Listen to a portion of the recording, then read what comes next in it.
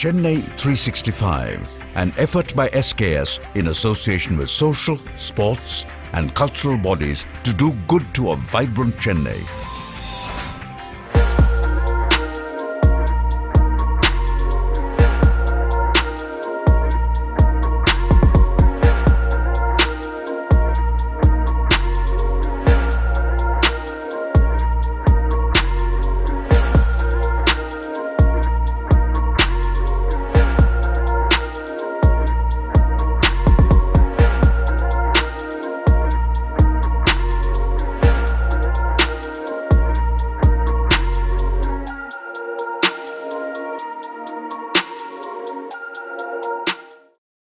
அனைவருக்கும் இனிய மாலை வணக்கம்.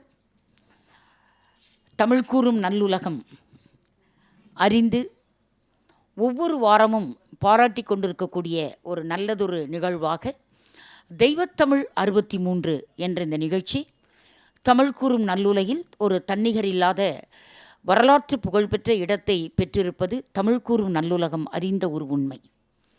அந்த வகையில் வணக்கத்திற்குரிய ஸ்ரீ கிருஷ்ணா ஸ்வீட்ஸ் உரிமையாளர் ஐயா திரு கலைமாமணி முரளி அவர்களும், பாரதிய வித்யாபவனுடைய தலைவர் வணக்கத்திற்குரிய ஐயா கலைமாமணி திரு ராமசுவாமி அவர்களும், நம்முடைய டெபுட்டி டைரக்டர் ஐயா திரு வெங்கடாச்சலம் அவர்களும், உறவு சுரங்கத்தின் சார்பாக உங்கள் அனைவரையும் இந்த இனிய மாலை பொழுதில் எப்பொழுதும் அவர்கள் வரவேற்று மகிழ்வார்கள் வாரந்தோறும்.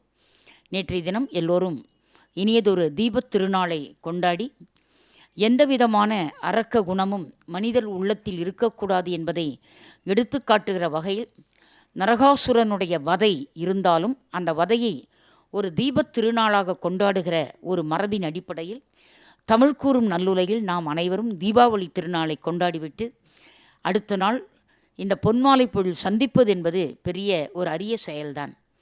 இந்த பொன்மாலை பொழுது இன்றைக்கு நல்லதொரு சர்வ அமாவாசை நாளாகவும் மிகச் சிறந்ததொரு கௌரி கேதார விரதம் என்பதை தொடங்கக்கூடிய அந்த கௌரி விரத நோன்பினை செய்யக்கூடிய ஒரு பொன்மாலை பொழுதாகவும், தமிழ்க்கடவுள் முருகனாக விளங்குகிற முருகப்பெருமானுடைய சஷ்டி விரதம் தொடங்குகிற முதல் நாளாகவும் இந்த பொன்மாலை பொழுதில் நாம் அனைவரும் இந்த நேரத்தில் சந்தித்திருப்பது உண்மையிலேயே தமிழ் கூறும் நல்லுலகின் ஒரு வரலாறு தான்.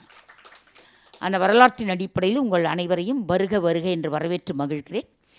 இந்த பொன்மாலை பொழுதில் இன்றைக்கு வணக்கத்திற்குரிய 63 நாயன்மார்களில் 32வது நாயன்மாராக நாம் இந்த மாலை பொழுதில் நாம் யாரை சந்திக்கப் போகிறோம் என்று கேட்டால் சாக்கிய நாயனார் அவரை குறித்து சந்திக்க இருக்கிறோம். இந்த நிகழ்விற்காக உலகத் தமிழாராய்ச்சி நிறுவனத்தில் தரமணியில் உள்ள உலகத் தமிழாராய்ச்சி நிறுவனத்தில் திருமூலர் இருக்கை என்று ஒரு அரியதொரு சேர், திருமூலர் சேர் என்ற ஒரு இருக்கையை உருவாக்கி அந்த இருக்கையில் கிட்டத்தட்ட 15 ஆண்டுகளுக்கு மேலாக அந்த இருக்கையினுடைய தலைவராகவும் மிகச்சிறந்த ஒரு பேராசிரியராகவும் விளங்குகிற பேராசிரியர் வணக்கத்திற்குரிய மகாலட்சுமி அவர்கள் இந்த அரங்கம் வந்திருக்கிறார்கள். அவர்களை மேடைக்கு வருமாறு அன்போடு அழைக்கிறோம். பேராசிரியர் மகாலட்சுமி அவர்களை சிறந்த கரவொலியோடு அழைக்கலாம்.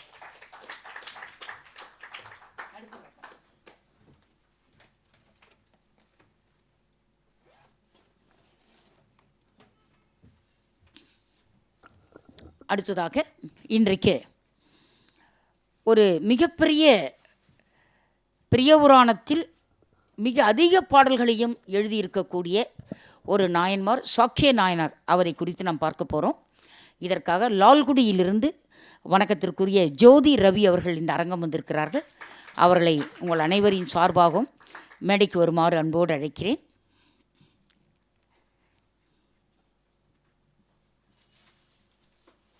ஒரு பரத்த கரவொலியார் அவர்களை அழைக்கலாம். இந்த இனிய நிகழ்ச்சி நமக்கு இன்றைக்கு சஷ்டியினுடைய முதல் நாள் என்று தெரியாமலேயே ஒரு மாதத்திற்கு முன்னால் நாம் ஓதுவாரை நாம் தேர்ந்தெடுத்தோம். அப்படி நாம் தேர்ந்தெடுத்த பொழுது இன்றைக்கு ஒவ்வொரு சிவன் ஆலயத்திலிருந்தும் வாரந்தோறும் ஓதுவார்கள் வருகிறார்கள். ஆனால் இன்றைக்கு வந்திருக்கிற ஓதுவார் அவர்கள் வணக்கத்திற்குரிய திரு பாலாஜி அவர்கள் திருப்போரூர் முருகன் சந்நிதியிலிருந்தே வந்திருக்கிறார். எப்படி அமைது பாருங்கள், எல்லாம் நம்ம எதுவும் பிளான் பண்ணாமலே அமைது. திட்டமிடுதல் இருந்தாலும் சில விஷயங்கள் திட்டமிடாமலே நடக்கிறது. அது இறைவனுடைய கருணையினால் இது நடக்கிறது. ஏகன் அநேகன் என்று போற்றப்படுகிற சிவனுடைய அருளால் இந்த இனிய திருக்காட்சிகள் எல்லாம் நடந்து கொண்டிருப்பதை நாம் கண்கூடாக பார்த்து கொண்டு வருகிறோம். இந்த மாலை பொழுதில் அவர் வந்துட்டார். இன்னும் கொஞ்சம் உங்களை திருநீற்றால் அலங்காரம் செய்து கொண்டு வாருங்கள் ஐயா என்று சொன்னேன். அதனால் கீழே போயிருக்கார். அவர் திருநீற்றை அணிந்து கொள்வதற்காக சென்றிருக்கிறார். வந்த பிறகு அவரை பற்றி நாம் பேசலாம். இந்த அரங்கம் இன்றைக்கு ஒரு மகிழ்ச்சியான அரங்கம். அமெரிக்காவிலே எப்பொழுதும் ஒரு 6 மாத காலம் 8 மாத காலம் வாழ்ந்து கொண்டிருக்கக்கூடிய எங்கள் அருமையான இலக்கிய செல்வர் ஐயா திரு சிவக்குமார் அவர்கள் அமெரிக்காவிலிருந்து வருகை புரிந்திருக்கிறார்கள். எங்கள் ஹாஸ்பிட்டாலிட்டி அமைப்பினுடைய தன்னிகர் இல்லாத சிந்தனையாளர் ஐயா தியாகராஜன் அவர்கள் அரங்கம் வந்திருக்கிறார்கள். சென்ற வாரம் ஒரு அற்புதமான தலைமையை கொடுத்த ஐயா மணி ஐயா அவர்கள் தன் துணைவியாரோடு வந்திருக்கிறார்கள். எப்பொழுதும் இனியதொரு தமிழுக்கு சொந்தக்காரரான ஐயா திரு பார்த்திபன் அவர்கள் இங்கே வந்திருக்கிறார்கள். இவரையெல்லாம் பார்க்கும்பொழுது இவருடைய பணி பட்டய கணக்கர் பணி. இவரை யார் தமிழ் படிக்க சொன்னது இல்லையா? நாங்கள் சார்ட்டர்ட் அக்கௌண்டன்ட் ஆக முடியுமா? இல்லை 4 பேருக்கு இன்கம் டேக்ஸ் ஃபைல் பண்ண முடியுமா இல்லையா? செரல் ஃபார்ம் வாங்கி தர முடியுமா நாங்கள்? ஆனால் இவர் தமிழ் கூறும் நல்லுலகில் தனி இடத்தை பெற்றிருக்கிறார் பார்த்திபன். ஆக பட்டய கணக்கர் எல்லாம் மேடை பேச்சாளர். ஆனால் மேடை பேச்சாளர் என்ன செய்வது இல்லையா? அப்படிப்பட்ட ஒரு சூழலை உருவாக்கிய பார்த்திபன் ஐயா இங்கே அமர்ந்திருக்கிறார்கள். எப்பக்கம் திரும்பினாலும் அம்மா கலைச்செல்வி அம்மா அவங்க குடும்பத்தை பற்றி இன்றைக்கி நான் கேட்டேன். கொஞ்சம் நான் 4:45 வந்தால் அம்மா 4:55 வந்துட்டாங்க. அதனால் குடும்பத்தை பற்றி கேட்ட பொழுது ஆச்சரியமான விஷயங்க. இன்றைக்கி ஒரு குடும்பத்தில் நல்ல தமிழ் பெயர் கேட்க முடியுதா? இன்னொன்று பேர் வைக்கிறாங்க குழந்தைங்களுக்கு இல்லையா? அதிதி, அத்தி, நதி, நந்தி, உயிர், உலக் இப்படிலாம் பேர் வைக்கிறாங்க. இது என்ன அர்த்தமே புரியலையே இல்லைங்களா? அர்த்தமற்ற செய்தியாக இருக்கிறது பெயரெல்லாம். ஆனால் கலைச்செல்வி அம்மாவுடைய வீட்டில் 3 பெண்கள். அம்மாவோட பிறந்த ஒரு மூத்த சகோதரி, ஒரு இளைய சகோதரி, மூத்த சகோதரி, இளைய சகோதரி, ஒரு சகோதரன். அவங்க அப்பா எப்படி சிந்திச்சு பேர் வச்சுருக்காரு பாருங்கள். பையன் பேர் புகழேந்தி, ஒரு அம்மா பேர் கலைச்செல்வி, ஒரு அம்மா பேர் வாசுகி. தமிழில் இருக்க நல்ல பேரெலாம் அவங்க அப்பா விடவே இல்லை. எல்லா பேரையும் தேடி கண்டுபிடிச்சி மங்கையர்க்கரசி எல்லா பேரையும் தேடி கண்டுபிடிச்சி தன் பிள்ளைங்களுக்கு வச்சிட்டார். இந்த மாதிரி தமிழ் பெயரால் குடும்பத்தை அலங்கரிக்கிற நற்சிந்தனையாளர்கள் வாழ்ந்த தமிழகம்தான் இன்றைக்கு இப்படி என்ன பெயர் என்றே புரியாத பெயரை வைத்து கொள்ளக்கூடிய தமிழகமாக இது எப்படி மாறுச்சு என்பதை நாம் எண்ணி பார்க்கவே முடியல. ஒரு பெரிய வரலாறு அது உள்ளே இருக்குது. இந்த வரலாறை எல்லாம் நாம் போக்கிக் கொள்வதற்காக நான் சுவிட்சர்லாந்து பயணம் மேற்கொண்டு விட்டு சென்னை வருகிற போது எனக்கு சுவிட்சர்லாந்தில் ஒரு அன்பர், ஒரு இலங்கை வாழ் அன்பர் ஒரு புத்தகம் கொடுத்தார். அந்த புத்தகத்தில் 1008 தமிழ் பெயர் கொடுத்துருக்கார். யாருக்காவது பெயர் வைக்கணும்னா அந்த புக்கை ரெஃபர் பண்ணுங்கன்றார். ஆனால் எங்கே வாழறார் பாருங்கள், சுவிட்சர்லாந்தில் வாழறார், இலங்கை தமிழர். வாங்க சுவாமி. ஆக வாழ்வது சுவிட்சர்லாந்தாக இருந்தாலும் 1008 தமிழ் பெயர்கள் அவர் கொடுத்துருக்கார். யாராவது வீட்டில் பேரன் பேத்தி பிறந்தால் தொடர்பு கொள்ள வேண்டிய முகவரி உலகநாயகி பழனி. தொடர்பு கொள்ளுங்கள். நான் அந்த புக்கிலேருந்து உங்களுக்கு என்ன எடுத்துறேன், நல்ல பெயர் ஒன்று எடுத்து தரேன். அந்த நீங்கள் எப்பவும் அழைக்கிற அந்த அழைப்பொலி கொடுக்குற அந்தனர் இடத்திலே என்ன எழுத்தில் பெயர் வைக்கலாம் கேட்டுருங்க. என்ன எழுத்தில் பெயர் வைக்கலாம் கேளுங்க. முதல் எழுத்து என்ன எழுத்தாக இருக்கணும்னு கேளுங்க. அதை வச்சு அந்த புக்கை பார்த்து பேர் சொல்லலாம். அந்த மாதிரி ஒரு அற்புதமான நூலை எனக்கு கொடுத்தார். ஆக தமிழகத்தில் தமிழ்தான் இல்லை என்ற வருத்தமான செய்தி நமக்கு இருந்தாலும் 63 நாயன்மார்கள் நிகழ்ச்சியின் மூலமாக நாம் தமிழகத்தில் தெய்வத்தமிழை கொண்டு செலுத்துகிறோம் என்பதற்கு ஒரு பெரிய உதாரணம் இந்த நிகழ்வு. நம்ம வணக்கத்துக்குரிய இசைப்பேரரசி மீனாட்சி சீனிவாசன் வந்திருக்காங்க. கொஞ்சம் முன்னாடி உட்காருங்கம்மா. நீங்களாம் அரங்கத்தில் பெருமை சேர்க்கிற பெண்மணிகள், வாங்க முதல் வரிசையில் அமருமாறு கேட்டுக்கொள்கிறேன். கூடிய விரைவில் கலைமாமணி விருது பெற இருக்கிறார்கள். ஆமாங்க, நல்ல ஒரு அற்புத இசை அரசி. அவங்க பாரதியார் கவிதைகளை அவங்க பாட நீங்கள் கேட்கணும். அப்படிப்பட்ட ஒரு அற்புதமான ஒரு இசை நுட்பத்தை கற்று தேர்ந்து தன்னுடைய ஒரு இசைப்பள்ளியை வைத்து எல்லோருக்கும் இசை கற்பித்து கொடுத்து கொண்டிருக்கிறார்கள்.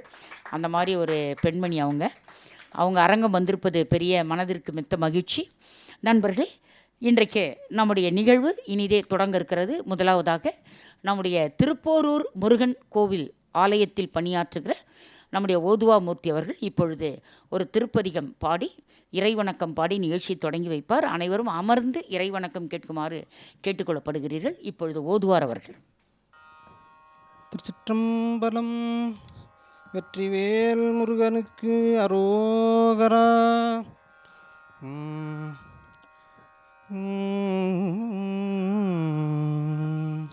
நாயேனுன் சீரடிக்கு நன்கல்ல செய்தாலும் பேயேழிழைத்த பெரும் பிழையே நீயே பொறுத்தால்வதுன் கடனாம் போரூரா போரூரா போரூரா என்னை ஒருத்தால் எனக்காருறவு என்னை ஒருத்தால் எனக்கார் உறவு.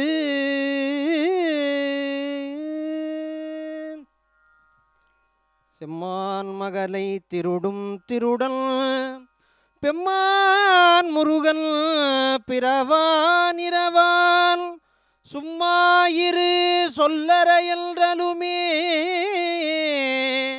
அம்மா பொருளொன்றும் அறிந்திலனே. ஏது பிழை செய்தாலும் ஏழையேனுக்கு இறங்கி தீது புரியாத தெய்வமே நீதி தழைக்கின்ற போரூர் தனி முதலே நாயேன் பிழைக்கின்றாரு நீ பேசு தெய்வமே. சிற்றம்பலம். என்ன தெய்வீக குரல், அப்படியே ஒரு வைப்ரேஷன் உடம்புலலாம் இல்லை? இறையருள். இதுபோல் ஒரு குரல் வளம் அவருக்கு இருக்கணும்னு திருப்போரூர் முருகப்பெருமான் அருள் கொடுத்துருக்கிறார். இல்லை என்றால் இப்படிப்பட்ட ஒரு தெய்வீக குரல்லாம் நம்மளால் கேட்க முடியாது. எனக்கு இன்றைக்கி நிகழ்ச்சி ரொம்ப மகிழ்ச்சி. என்னென்னா, எங்களுக்கு குலதெய்வம் திருப்போரூர் முருகன். எங்கள் அம்மா பிறந்த ஊர் திருப்போரூர். எங்கள் தாத்தா நந்தகோபால் முதலியார் காலை 5:30 மணிக்கு திருப்போரூர் முருகன் ஆலயத்துக்கு போய் தூய்மைப்படுத்துவாராம். கோவிலை சுத்தப்படுத்துவாராம். நவக்கரச பெருமான் சொன்ன உழவார பணியை முழுமையாக செஞ்சவர் என்னுடைய தாத்தா, எங்கள் அம்மாவுடைய அப்பா. அவங்க குடும்பத்திலே முதல் கிராஜுவேட் வந்து எங்கள் அம்மா தான். முதல் பெண்மணி என்னுடைய தாய் தான். திருப்போரூர்லேயே முதல் பெண் பட்டதாரி எங்கள் அம்மா. இப்போ கூட நீங்கள் திருப்போரூர் கலெக்டர் ஆஃபீஸ்க்கு போனீங்கன்னா எங்கள் அம்மாவுடைய படம் இருக்கும். கோதை நாயகி, கோதை நாயகி. அப்பா பேர் தாத்தா பேர் நந்தகோபால் முதலியார். அம்மாவுடைய படம் இருக்கும். இறையன்பு ஐஏஎஸ் அவர்கள் ஐஏஎஸ்ஸாக அங்கே மாவட்ட கலெக்டராக இருந்தபோது நான் அவரை வாழ்த்துவதற்காக சென்றிருந்தேன். அப்போ சொன்னேன், ஐயா வரவேற்பறையில் எங்கள் அம்மாவுடைய படம் இருக்குது பார்த்தீங்களான்னு. திருப்போரூர் மாவட்டத்தினுடைய முதல் பெண் கிராஜுவேட் என்னுடைய தாய். அப்படிப்பட்ட ஒரு பெருமைமிகு கோவில் திருப்போரூர் முருகன் ஆலயம். அங்கிருந்து ஐயா திரு மு பாலாஜி அவர்கள் வருகிறார். அது என்ன மு பாலாஜி? முருகப்பெருமானின் முற்றந்தோறும் ஒலிக்கிற ஒலி மு பாலாஜி. அன்றிலிருந்து இன்று வரை உலகநாயகி செந்தமிழால் அதை நிலைநிறுத்துகிறாள் என்று சொன்னால் அந்த லகர உச்சரிப்புக்காக 18 மாதம் பயிற்சி கொடுத்த தாய். 18 மாதம் பயிற்சி கொடுத்தாங்க அம்மா. அதனால் தான் இன்றைக்கும் நான் வாருங்கள் மேடை பேச்சாளராகலாம் என்ற நூலை எழுதினேன் என்று சொன்னால் அதுக்கு என் தாய் தான் கருப்பொருள் என்பதை சிந்திக்கலாம்.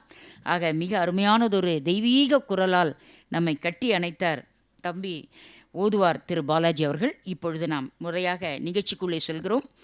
பேராசிரியர் முனைவர் தி மகாலட்சுமி. இந்த முன் எழுத்து இனிஷியல் எப்படி அமைதி பாருங்கள். திக்கட்டு மகாலட்சுமி, அதான் தி மகாலட்சுமி இல்லைங்களா? தி மகாலட்சுமி நிறுவனர் மற்றும் பொறுப்பாளர் திருமூலர் ஆய்விருக்கை உலகத் தமிழாராய்ச்சி நிறுவனம், சென்னை. மகாலட்சுமி அவர்களை நான் 40 ஆண்டுகளாக அறிவேன். 40 வருஷம் அவங்கள எனக்கு நன்கு தெரியும். உலகத் தமிழாராய்ச்சி நிறுவனத்தில் அவங்க முனைவர் பட்ட ஆய்வு முடித்து அங்கே வரக்கூடிய ஆய்வாளர்களுக்கெல்லாம் அவர்கள் ஒரு வழிகாட்டியாக இருந்த காலத்தில் கிட்டத்தட்ட 1978 நான் BA ஃபஸ்ட் இயர் படிக்கிறேன். அதிலிருந்து எனக்கு மகாலட்சுமி அவர்களை நன்கு தெரியும். என்னுடைய 17 வயது நான் ராணிமேரி கல்லூரியில் 1ஆம் ஆண்டு தமிழ் இலக்கிய மாணவி. அப்போ நான் அங்கு படிக்க வந்திருக்க ஆராய்ச்சியாளர் மகாலட்சுமி அவர்களை சந்தித்தேன். காலையில் 9:30 மணிக்கு வந்து அந்த நூலகத்தில் அந்த புத்தகத்தை திறந்தாங்கன்னா, வாங்கம்மா வணக்கம். காலையில் 9:30 மணிக்கு வந்து அந்த நூலகத்தில் அந்த டேபிளில் உட்காந்தாங்கன்னா, பிற்பகல் 1:30 மணிக்கு அந்த இடத்த விட்டு எழுந்து போவாங்க. பிற்பகல் உணவுக்காக அந்த டேபிளிலிருந்து மகாலட்சுமி வெளியே செல்கிறார் என்று சொன்னால் நேரம் 1:30 மணி என்று அர்த்தம். பார்க்கலாம், 1:30 மணி அவங்க சாப்பிட போயிருக்காங்க. அவங்கள பார்த்த பிறகு தான் எங்களுக்கு பசியே எடுக்கும், அவங்க அந்த இடத்த விட்டு போன பிறகு தான். அந்த மாதிரி ஒரு ஆய்வு பணி செய்யக்கூடிய ஒரு அரும்பெரும் பெருமாட்டி, அங்கேயே படித்து அங்கேயே பேராசிரியராகி அங்கேயே வளர்ந்து இன்றைக்கு திருமூலர் இருக்கையினுடைய தலைவராக இருக்கிறார்கள் என்று சொன்னால் எவ்வளவு பெரிய உயர்ச்சி இந்த உயர்ச்சி என்பதை எண்ணி பார்க்கலாம். எனக்கு தெரிஞ்சு அலைகடலுக்கு அப்பால் மலேசியா, சிங்கப்பூர், பர்மா, அந்தமான் போன்ற ஊர்களிலிருந்து வந்து திருமூலர் சர்டிஃபிகேட் கோர்ஸ், நற்சான்றிதழ் படிப்பு, திருமூலர் இருக்கையில் வந்து படிக்கிற மக்கள், இணையத்தின் மூலமாக நேரடியாக படிக்கக்கூடிய மக்கள், இந்த மாணவர்களெல்லாம் வச்சு எனக்கு தெரிஞ்சு ஒரு 12,000 பேருக்கு திருமூலர் நற்சான்றிதழ் அளித்த பெருந்தகை. நடுப்பூரில் இந்த இருக்கையை, அந்த இருக்கையில் அவங்க இருக்க விடாமல் நிறைய பிரச்சனைகள்லாம் நடந்தது. அப்போ நான் அவர்களை சந்தித்தேன். அந்த பிரச்சனைகள்லாம் என்கிட்ட சொன்னாங்க. அப்போ நான் சொன்னேன், பிரச்சனை இல்லாதவங்க 2 பேர் மகாலட்சுமி மேடம். ஒருத்தர் இன்னும் பிறக்கல, ஒருத்தர் இறந்துட்டார். இந்த பிறப்புக்கும் இந்த இறப்புக்கும் மட்டும்தான் பிரச்சனை இல்லை. இது 2த்துக்கு இடையில சிறப்புன்னு ஒன்று இருக்குது பார்த்தீங்களா, அதுக்கு தான் பிரச்சனை. ஆக நாமெல்லாம் சிறப்பானவர்கள், நமக்கு பிரச்சனை இருந்தே தீரும். பிறப்புக்கு பிரச்சனை கிடையாது, இறப்புக்கு பிரச்சனை கிடையாது, சிறப்புக்கு மட்டும்தான் பிரச்சனை. ஆக நீங்கள் எத்தனை வழிகாட்டி பெருமக்களை உருவாக்கியிருக்கீங்க. எவ்வளோ பெரிய தகவல் திருமூலர் இருக்கையை நடத்துவது என்பது மாபெரும் தெய்வீக பணி. அந்த பணியை செய்த உங்களுக்கு போய் எந்த துன்பமும் வராது. இதெல்லாம் சூரியனை கண்ட பனி போல் மறைந்து போகும். சூரியனாக திருமூலர் இருக்கிறார். பனி எப்படி சூரியனை கண்டு மறைகிறதோ அதுபோல் திருமூலரை படிக்க படிக்க, வாசிக்க வாசிக்க, பிறருக்கு அந்த அறிவை கொடுக்க கொடுக்க கொடுக்க, பிறருக்கு கொடுக்க குறையாத செல்வம் கல்வி செல்வம். அந்த செல்வத்தை நீங்கள் நிரந்தரமாக பெற்றிருக்கிறீங்க. நான் சொல்கிறேன் பாருங்கள், அரசியே உங்களை அழைச்சி உங்களை கூப்பிட்டு உட்கார வச்சு இந்த பிரச்சனையை தீர்ப்பாங்கன்னு சொன்னேன். அதே மாதிரி தமிழ் வளர்ச்சித்துறை இயக்குனரே அவங்கள கூப்பிட்டு உட்கார வச்சு பேசி அவங்க பிரச்சனையை தீர்த்தார். இதை சென்ற வாரம் நான் தமிழ் வளர்ச்சித்துறைக்கு சென்றிருந்த போது அதனுடைய தலைவர் இயக்குனர் டாக்டர் அபய் அருள் என்ற சொன்ன செய்தி, உலகநாயகி திருமூலரையே படித்து படித்து மென்மையாக இருந்தாலும் பாரதியின் வீரத்தை மகாலட்சுமி கொடுத்த உங்களை நான் மறக்க மாட்டேன்னார். திருமூலரை படித்து படித்து மென்மையான மகாலட்சுமிக்கு பாரதியின் வீரத்தை நீங்கள் அல்லவா கொடுத்தீர்கள். அந்த மகாலட்சுமி நீங்கள் உருவாக்கிய அந்த காட்சியை நான் மறக்க மாட்டேன் என்று அவ்வை அருள் அவர்கள் சொல்லி பாராட்டினார்கள். அப்படிப்பட்ட ஒரு இனிய அரிய தோழி இன்றைக்கு இந்த மேடைக்கு வந்திருக்கிறார்கள். அவரை வாழ்த்தி வரவேற்பதற்காக நம்முடைய இசைப்பேரரசி மீனாட்சி ஸ்ரீனிவாசன் அவர்கள் பயனாடை அணிவித்து அவரை சிறப்பு செய்யுமாறு கேட்டுக்கொள்கிறேன்.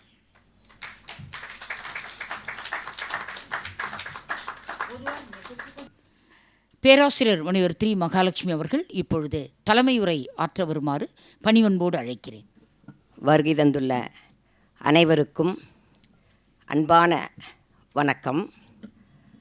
இந்த தெய்வத்தமிழ் 63 நாயன்மார்கள் என்ற நிகழ்வை இணைந்து நடத்தி கொண்டிருக்கும் கிருஷ்ணா ஸ்வீட்ஸ் உள்ளிட்ட நிகழ்ச்சி ஏற்பாட்டாளர்களுக்கும் ஏற்பாட்டு அமைப்பினருக்கும், குறிப்பாக இந்த அரிய வாய்ப்பை எனக்கு நல்கிய உயிர் தோழி பேராசிரியர் முனைவர் உலகநாயகி அவர்களுக்கும்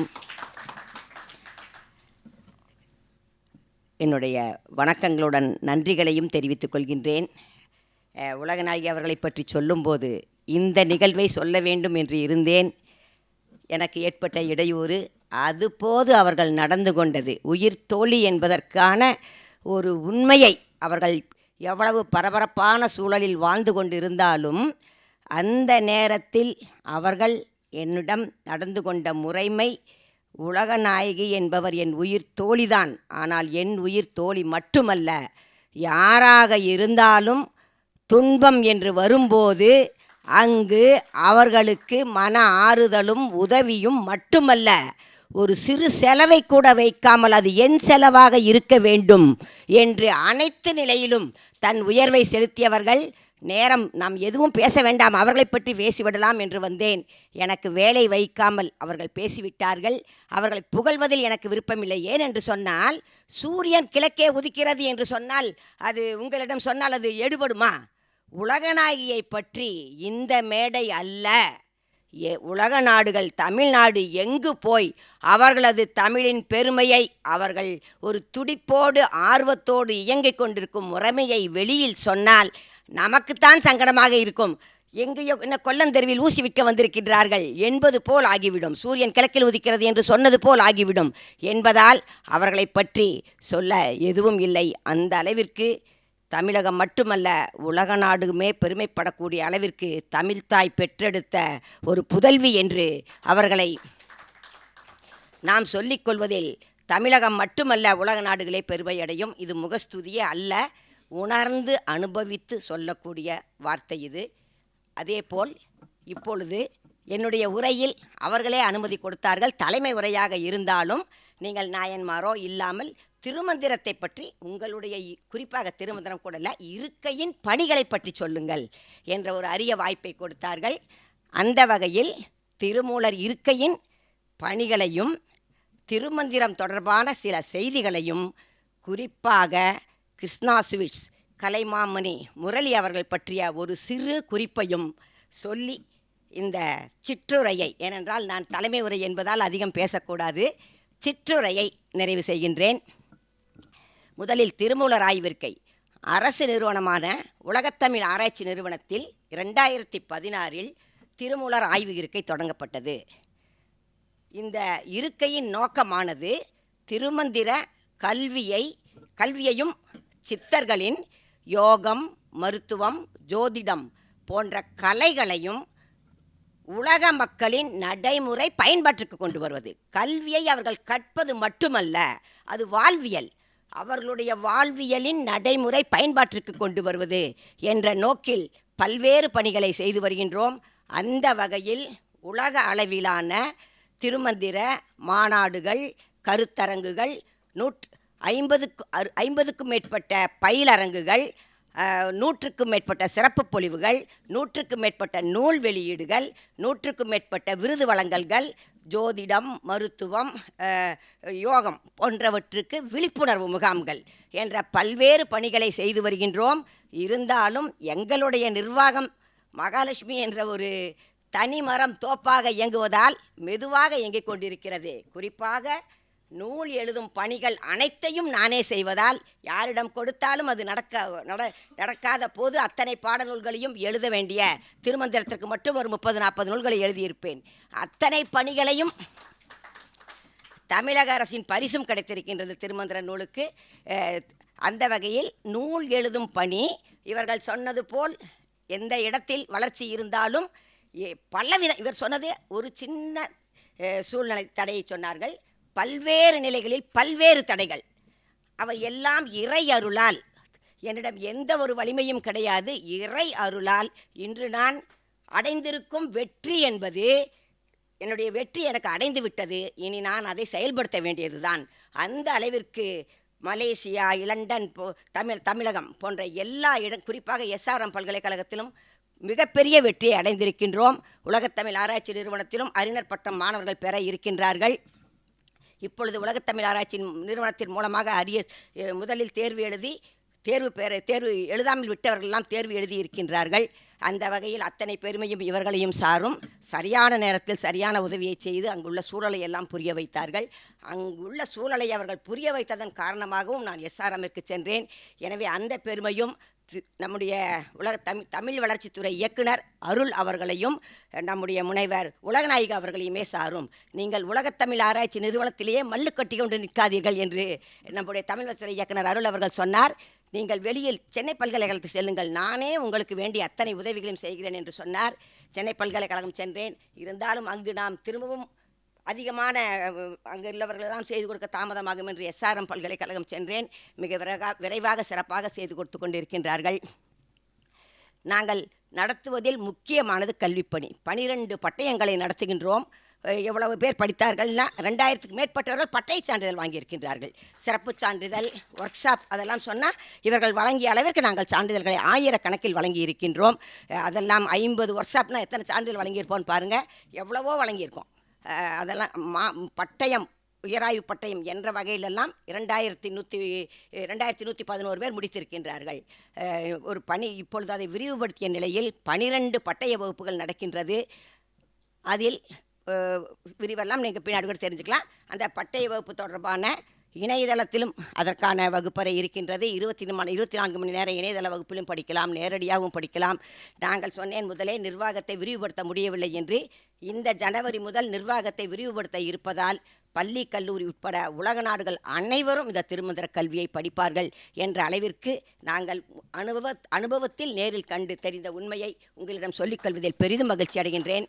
ஏனென்று சொன்னால் நம்முடைய பேராசிரியர் உலகநாயகி அவர்கள் பேசும்போது ஒவ்வொருவரை பற்றியும் சொன்னார்கள். மேடையில் உள்ளவர்களும் சரி, வந்திருப்பவர்களையும் சரி. அந்த அளவிற்கு இன்று நாம் சந்தித்த நபர்களெல்லாம் நாம் வாழ்க்கையில் பெற்ற பேறு, பல நல்ல அறிமுகங்களை பார்க்கும் வாய்ப்பும் அவர்களுடைய அறிமுகத்தை பெறும் வாய்ப்பும் இன்று கிடைத்தது என்ற மகிழ்ச்சியும் எனக்கு இருக்கின்றது. இருக்கை பணிகள் இதுவோது போதும் என்று நினைக்கின்றேன். அடுத்து திருமந்திரம் என்று சொன்னால் உங்கள் அனைவருக்கும் நன்றாக தெரிந்திருக்கும். இருந்தாலும் நாங்கள் திருமூலர் ஆய்வு இருக்கை என்று வைத்து இருப்பதால் என்னுடைய பங்களிப்புக்கு திருமந்திரம் என்பது ஆதி தமிழ் பொதுமறை நூல். திருக்குறளை போன்று உலகப் பொதுமறை ஆக்கப்பட வேண்டிய நூல். அனைத்து மக்களுக்கும் அனைத்து காலகட்டங்களிலும் பயன்படக்கூடிய வாழ்வியல் நெறிகளை பொதுவாக கூறும் நூல். இன்னும் சொன்னீங்கன்னா அப்படியே என்ன விட்டீங்கன்னா கடகடன்னு எவ்வளோ வேணாலும் சொல்லுவேன். மனிதனாக வாழ்வது எப்படி, மனதை நன்றாக வைத்துக் கொள்வது எப்படி, அறியாமை போக்கி விழிப்புணர்வை பெறுவது எப்படி, எல்லா நன்மைகளையும் வளங்களையும் இன்பங்களையும் பெறுவது எப்படி, பிறப்பின் உண்மை என்ன, கடவுள் பற்றிய உண்மை என்ன, பிறப்பு இறப்புகளிலிருந்து விடுபடுவது எப்படி, இதெல்லாம் சொல்லக்கூடாதுன்னு நினச்சேன். இருந்தாலும் சொல்லும்போது பிறப்பின் நோக்கம் என்ன, இப்படி பல கேள்விகளுக்கு அருமையான விடைகளை அவர் தந்து இருப்பார். அந்த திருமந்திரத்தினுடைய தனி சிறப்பு இது ஒரு வாழ்வியல் கல்வி, அறநெறி கல்வி, நன்னெறி கல்வி, அறிவியல் கல்வி, திறன் மேம்பாட்டு கல்வி என்பது மட்டுமல்ல, இது ஒரு அருளியல் கல்வி. இங்கு பேசும்போது அவர்கள் பலமுறை அருள் என்ற வார்த்தையைத்தான், இறையவே அருள் என்று தான் பேசிக்கொண்டிருந்தார்கள். மிகவும் மகிழ்ச்சியாக இருந்தது. திருமந்திரம் ஒரு அருளியல் கல்வி. அது நமக்கு அருளியல் வாழ்க்கையை அமைத்து தரும். அருளியல் வாழ்க்கை அமைக்கும்போது அன்பு, கருணை, இரக்கம், தயவு, நல்லொழுக்கம், சகிப்புத்தன்மை, தாளுங்குணம் போன்ற பண்புகளை நமக்கு பெற்றுக் கொடுக்கும் திருமந்திரத்தை படிக்கும்போது. அது மட்டுமல்ல, நமக்குள் உள்ள இறைவனை தேடி கண்டறிந்து இல்லற வாழ்வு வாழ்ந்து கொண்டே பேரின்ப வாழ்வு வாழ்ந்து பிறவா நிலையை அடைய முடியும் என்ற உண்மையை நமக்கு உணர்த்தும். நமக்குள்ள இறைவன் இருக்கிறார்னா அது யார் இறைவன் ஒரு கேள்வி வருது இல்லைங்களா? இப்போது நாம் வழிபடக்கூடிய இறைவன் அத்தனையிலையுமே ஏகன் அநேகன் அழகாக சொன்னாங்க.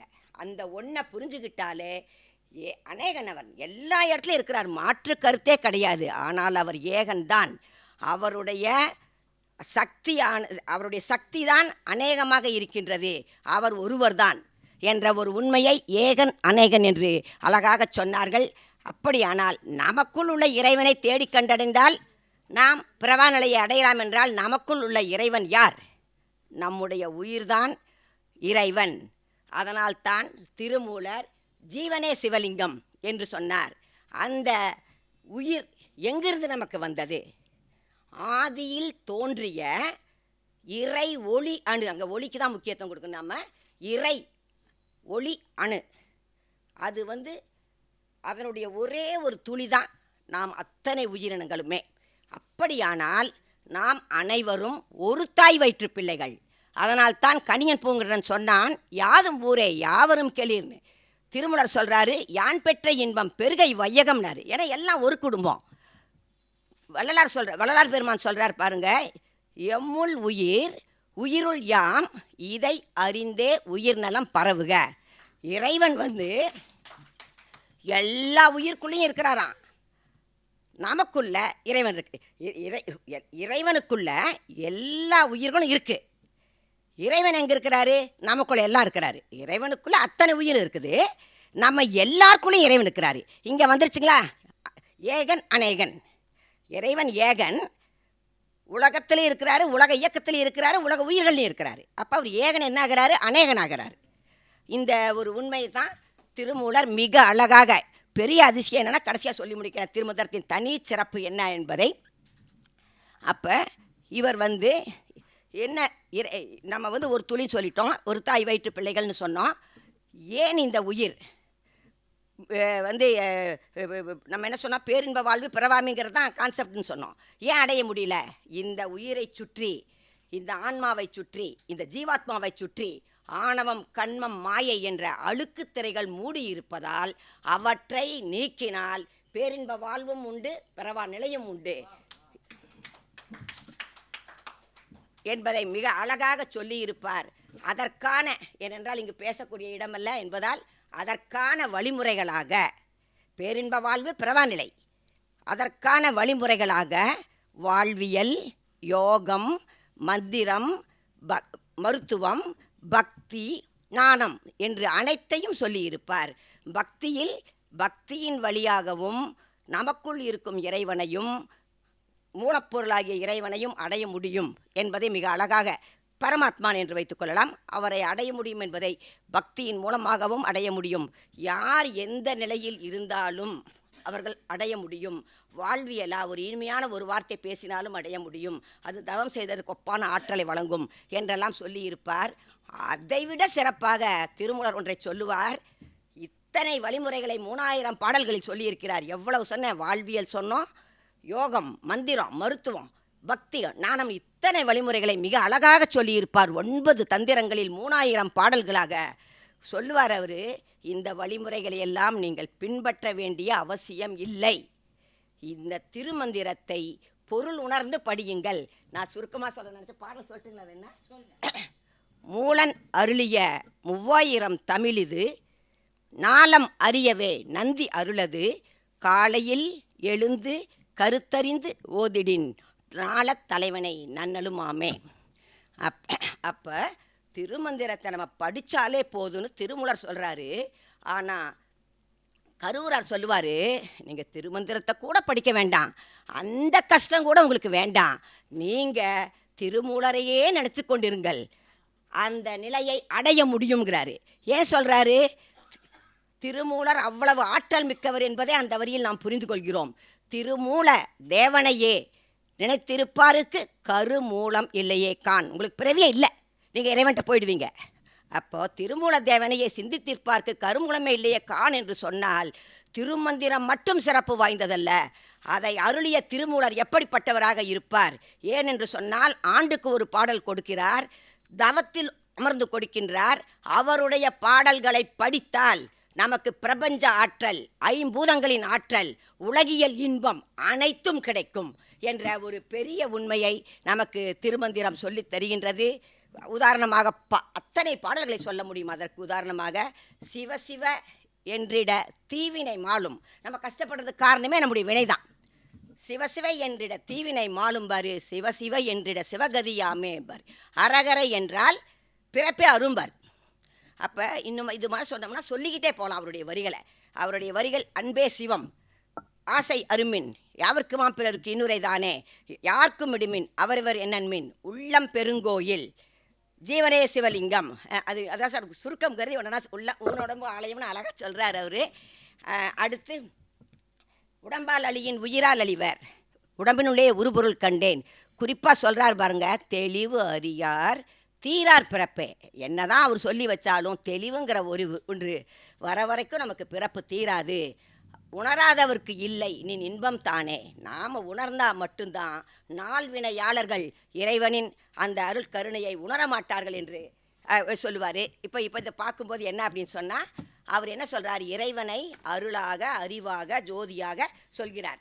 இந்த இப்போ இறைவன் இப்படிப்பட்ட இறைவன் சொன்னால் இந்த இறைவனை அடைவதற்கு நாம் இந்த இப்போ காலம் கருதி இத்துடன் முடிக்கிறேன்.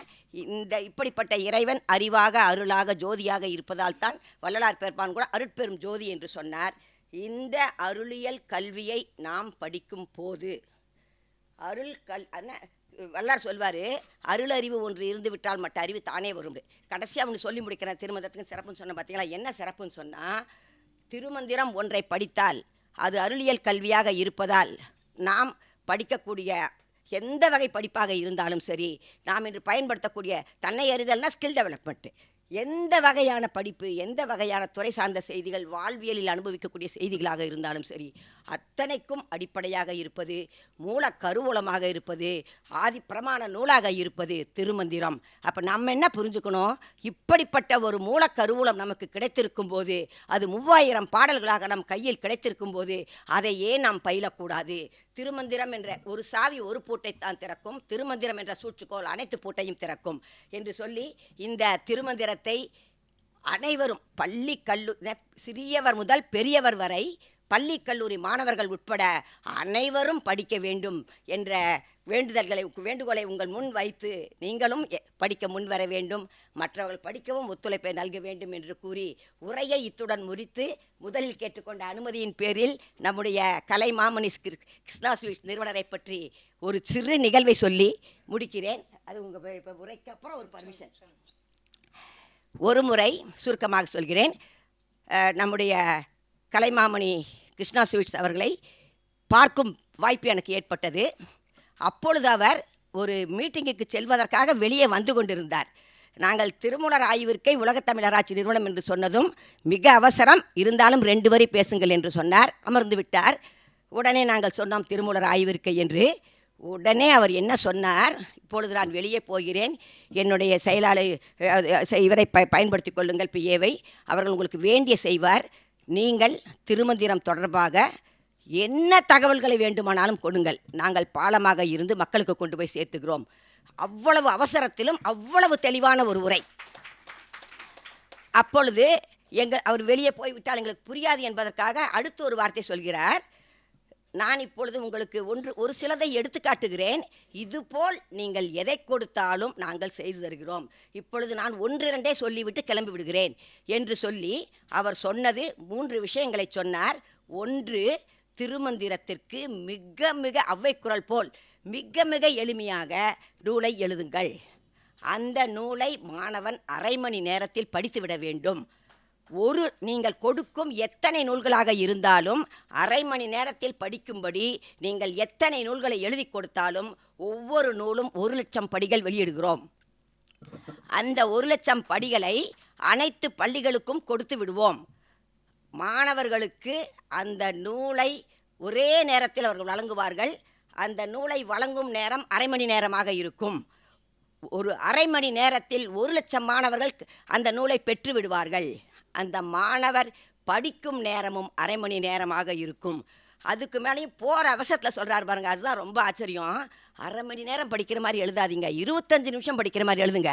ஏன்னா கொஞ்சம் ஸ்லோவாக படிக்கிற பையன் அவன் அரை மணி நேரம் பண்ணிடுவார். 25 நிமிஷம் படிக்கிறத அரை மணி நேரத்தில் படிப்பார். நீங்கள் 25 நிமிஷத்துக்கு நூல் எழுதுங்க. ஒரு அவசரமாக கிளம்பும் சூழலில் அவருக்கு திருமந்திரம் என்ற ஒரு வரியை சொன்னவுடன் இந்த அளவிற்கு பேசியது எனக்கு இது கனவா நனவா என்று வியப்பாக இருந்தது. அடுத்து அவர் சொன்னார், திருமந்திரத்தில் யோகாவை பற்றி சொல்லி இருக்கின்றது, நீங்கள் ஒரு 100 யோகா வல்லுநர்களை உருவாக்குங்கள். அந்த 100 யோகா வல்லுநர்கள் உருவாகும் வரை ஆகும் செலவு அனைத்தையும் நாங்கள் ஏற்றுக்கொள்கிறோம். அடுத்து அவர்கள் யோகா வல்லுநர்கள் என்ற சான்றிதழை பெற்ற பின் அவர்கள் தமிழகம் முழுமையிலும் இலவசமாக ஜோதிடத்தை யோகத்தை சொல்லித்தரட்டும். அவர்கள் யோகத்தை இலவசமாக சொல்லித்தரும் பொழுது குறிப்பாக கிராமங்கள் அனைத்திற்கும் செல்லட்டும். அப்படி அவர்கள் செல்லும்போது அவர்களுக்கும் ஒரு தொகையை நாங்கள் தொடர்ந்து வழங்குகின்றோம் என்று சொன்னார்கள். இது அடுத்து 3வதாக ஒன்று சொன்னார்கள். திருமந்திரம் தொடர்பான ஒரு பொழிவு, மாதத்திற்கு ஒரு பொழிவு ஆண்டுதோறும் நடக்கட்டும். திருமந்திரத்தில் சிறப்பாக பணியாற்றியவர்களுக்கு ஒரு விருது என்ற வகையில் ஆண்டுக்கு 24 நபர்கள் பட்டியலை மட்டும் கொடுத்து விடுங்கள், நாங்கள் மிகச் சிறப்பான அளவில் பெரிய அளவில் நடத்துகின்றோம் என்று சொல்லி முடிக்கும் போதும் கூட அவர் சொன்ன ஒரே செய்தி, பலதரப்பட்ட செய்திகளை செய்து கொண்டிருக்கிறோம். திருமந்திரம் என்ற ஒன்றிற்கு செய்யும்போது எனக்கு அவர் சொல்கிறார், எனக்கு முழுமையான நிறைவும் மகிழ்ச்சியும் கிடைக்கும். திருமந்திரம் சிறப்பு பெறும்பொழுது அது ஒரு சிறந்த பணியை செய்வோம் என்ற நிறைவும் எனக்கு கிடைக்கும் என்று அவர்கள் சொன்னார்கள். நாங்கள் எதிர்பாராமல் அவரை பார்த்ததனால் திரும்பி வந்து பல முயற்சிகள், அந்த ஒத்தை வரியில் இப்பொழுதெல்லாம் அச்சாக வெளியிட்டு விட்டோம், ஒத்தை வரியில் நூல் எழுதும் முயற்சியில் இறங்கினேன். 100 வல்லுநர்களை உருவாக்கும் முயற்சியில் இறங்கினேன். உலகத்தமிழ் ஆராய்ச்சி நிறுவனத்தில் மிக மிக அதிகமான பணிகளை இந்த திருமூலர் ஆய்விற்கைக்காக செய்து கொண்டிருந்ததால் இதை என்னால் முடிக்க முடியாமல் காலச்சூழல் தாமதமாகிவிட்டது. இப்பொழுது இந்த வாய்ப்பு மீண்டும் உலகநாயகி போன்றவர்கள் முன்னின்று ஏற்படுத்தி தருவார்கள் என்று சொன்னால் அவர்களே கூட பொறுப்பெடுக்கலாம். அவர்கள் சொல்லும் அளவுக்கு சிறப்பாக செய்து தரும் வகையில் இப்பொழுது நாங்கள் இருக்கிறோம், சூழலை காரணம் காட்ட முடியாத நிலையில் இருக்கிறோம் என்ற ஒரு அருமையான கருத்தை இங்கு ஏன் பதிவு செய்தேன் என்று சொன்னால், அவர்கள் அன்று பேசியது என் மனத்தரையில் ஒலித்து கொண்டே இருந்தது. இப்படிப்பட்ட நல்ல உள்ளங்கள் எல்லாம் இருக்கும் பொழுது மெல்லத்தமிழினி சாகும் என்பது ஒரு காலமும் தமிழ் சாகாது, தமிழை சொல்லிக் கொண்டிருக்கும் நாமும் சாக மாட்டோம் என்ற நிறைவு எனக்கு கிடைத்து கொண்டே இருந்தது. என் மனப்பதிவில் அது இருந்து கொண்டே நம்முடைய எண்ணம் நாம் என்ன நினைக்கின்றோமோ அதுவாகவே ஆக முடியும். வெள்ளத்தனைய மலர்நட்டம் மாத்திரத உள்ளத்தனிய உயர்வு. அப்படி எண்ணியது எண்ணியாங்க எதிவர் எண்ணிய திண்ணியராக பெறின். இதற்கு அடிப்படையும் திருமந்திரத்தின் அருளியல் கல்விதான். இந்த வகையில் சத்தியமாக இதை நான் நினைத்து கொண்டே இருந்தேன். என்றாவது ஒரு நாள் அவரை மீண்டும் பார்க்க வேண்டும், இப்பொழுது செய்யும் நிலையில் இருக்கிறோம் என்று கூற வேண்டும் என்று இந்த மேடைக்கு உலகநாயகி அவர்கள் அழைத்த போது நம்முடைய எண்ணங்கள் தான் இப்பொழுது பிரபஞ்சத்திற்கு போய் வேலை செய்கிறது என்ற நிறைவோடு இந்த பிரபஞ்ச ஆற்றலின் உண்மையை உங்களிடம் சொல்லி இந்த அரிய வாய்ப்பை எனக்கு இப்பொழுது உங்களுக்கு நம்பிக்கை வரும். உலகநாயகி அவர்கள் எனக்கு கொடுத்த இந்த வாய்ப்பு சாதாரண வாய்ப்பல்ல. நான் ஏன் அரிய வாய்ப்பாக நினைக்கின்றேன், ஒரு மாமேதை, ஒரு தமிழை கலை மாமணி என்று அவர் சொல்வதை விட தமிழுக்காக, தமிழை உயிர் மூச்சாக நினைக்கக்கூடிய, தமிழின் வளர்ச்சிக்காக நாம் எது வேண்டுமானாலும் செய்ய என்று நினைக்கக்கூடிய ஒருவர் நடத்தி கொண்டிருக்கக்கூடிய நிகழ்ச்சிக்கு தலைமை உரை என்ற வாய்ப்பை எனக்கு கொடுத்ததை நான் அரும் பேராக எண்ணி அந்த வாய்ப்பை நல்கிய நம்முடைய பேராசிரியர் உலகநாயகி எனக்கு 1000 பணிகள் இருந்தாலும் அவர்களிடம் நான் உரிமையோடு கேட்பது, நாங்கள் எல்லாம் பணி செய்ய ஆள் இல்லாமல் நான் தவிக்கிறேன், இத்தனை பணிகளுக்கிடையிலும் இந்த பணிக்கு பொறுப்பெடுத்துக் கொள்ளுங்கள் என்று பல முறை அவர்களிடம் கோரிக்கை வைத்திருக்கிறேன். எனவே அவர்கள் பணிக்கு இடையிலும் இந்த திருமூலர் ஆய்விற்கை பணிகளை அவர்கள் எடுத்து செய்ய வேண்டும் என்றும், சுவிட்சு போட்டால் உலகம் முழுக்க லைட் எறியக்கூடிய அற்புதமான விஷயம் திருமூலர் ஆய்விற்கை செய்து கொண்டிருக்கிறது. நம்பிக்கையோடு அனைவரும் அதில் இணையுங்கள். உங்கள் அனைவரின் ஒத்துழைப்போடு நாம் அனைத்து மக்களுக்கும் நன்மையை செய்வோம் என்று கூறி இந்த அரிய வாய்ப்புக்கு உங்கள் அனைவருக்கும் நன்றி கூறி இந்த உரையை சிற்றுரையை பேருரையாக பேசிவிட்டேன், மன்னித்தருள வேண்டும் என்று கூறி இத்துடன் முடிக்கிறேன். நன்றி, வணக்கம்.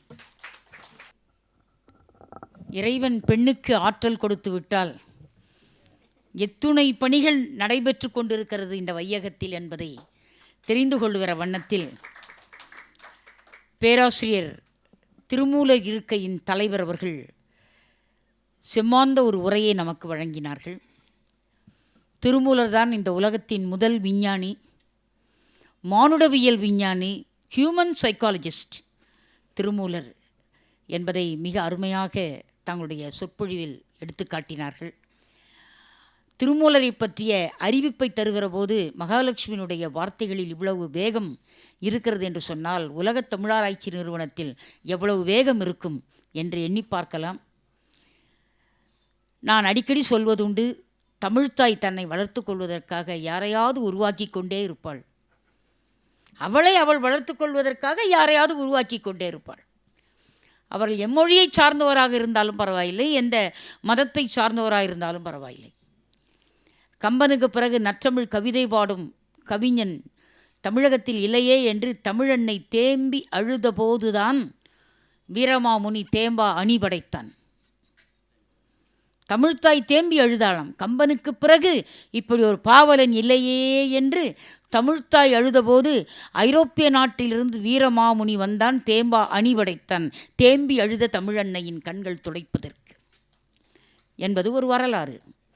அதுபோல் திருமூலர் இருக்கை பாலைவனம் போல் காய்ந்து விட வேண்டும் என்று கருதியவர்கள் மத்தியில் பசுமரத்தானியில் அடித்த ஆணி போல் இன்றைக்கு திருமூலர் இருக்கை எப்படி இருக்கிறது என்று கேட்டால், பாலைவனச் சோலையாக இருந்த இருக்கை இப்பொழுது பசுமைச் சோலையாக மாறியிருக்கிறது. என்னங்க ஒன்றுமே சிந்திக்கவே முடியலைங்க. 18,000 பேர் நற்சான்றிதழ் பெற்றிருக்கிறாங்க. அதாவது என்ன படித்து சான்றிதழ், டிப்ளமோ, பட்டய கல்வி, திருமூலரில் பட்டய கல்வி. சான்றிதழ் படிப்புக்கு தமிழ்ச்சொல் பட்டய கல்வி. அந்த பட்டய கல்வியை 18,000 பேர் திருமூலரிட இருக்கையிலே பெற்றிருக்கிறார்கள் உலகம் முழுதும் என்று எண்ணுகிற போது எப்படி இருக்கிறது மகிழ்ச்சி. நான் சொன்னேன், கிணற்றுக்குள் இருக்கும் தவளைக்கு கிணற்று நீர்தான் ஆழம் என்று கருதி இருக்கும். அது மறந்து போய் வெளியே வந்தால்தான் வெளியே கடல் என்று ஒன்று இருக்கிறது தெரியும். நீங்கள் உங்கள் நிறுவனத்தை விட்டு வெளியே வாருங்கள், கடலணைய இடம் இருக்கிறது திருமூலருக்கு என்று சொன்னேன். அவங்க நிறுவனத்தை விட்டு வெளியே வந்து பாருங்கள் என்று சொன்னேன். வெளியே வந்து பார்த்ததுனால தான் இன்றைக்கி எஸ்ஆர்எம் பல்கலைக்கழகத்தில் திருமூலர் இருக்கைக்கு தனி மரியாதை கிடைத்திருக்கிறது. கிடைச்சிருக்கு. அதுதான் எப்பொழுதே நம்ம இருக்கிற இடத்தில் இருந்து கொண்டே சங்கை ஊத முடியாது. இந்த இடத்தில் சங்கொலி கேட்கவில்லையா, வெளியே வா. அதுதான் பாவேந்தன் பாரதிதாசன் சொல்லி கொடுத்தான், ஊதென்று சங்கே முழங்குன்னா இல்லையா. எங்கும் தமிழ் எதிலும் தமிழ் என்று நீ ஊதுன்னா, நீ அமைதியாக இருந்தால் அவளை ஊதிடுவாங்க, நீ ஊதிட்டே இருன்னா. எங்கள் வாழும் எங்கள் வளமும் மங்காத தமிழென்று சங்கே முழங்கு. இவங்கெல்லாம் நம்மளுக்கு எவ்வளோ நோட்ஸ் ஆஃப் லெசன் கொடுத்துருக்காங்க இல்லையா. நாம் ஜஸ்ட் எடுத்து படிக்கணும், அவ்வளோதான், வேறு ஒன்றுமே இல்லை இல்லைங்களா. இப்போ நாம் அடுத்து எப்படி படித்த திருமுறை கலாநிதியை நாம் பார்க்க இருக்கிறோம். திரு மு. பாலாஜி ஓதுவார் அவர்கள் ஒரு தன்னிகர் இல்லாத அருட்செல்வம், திருமுறைக்கு கிடைத்த அருட்செல்வம். அவருடைய ஏற்புரையில் அவர் எப்படி ஓதுவார் ஆனார் என்பதை பற்றி அவர் சொல்ல இருக்கிறார். அதனால் அவருடைய ப்ரொஃபைலை நான் படிக்கல, அவரே சொல்ல இருக்கிறார். திரும்பவும் கூறியது கூறல் ஆகிடும். கூறியது கூறல் நல்லாசிரியரின் குற்றம்.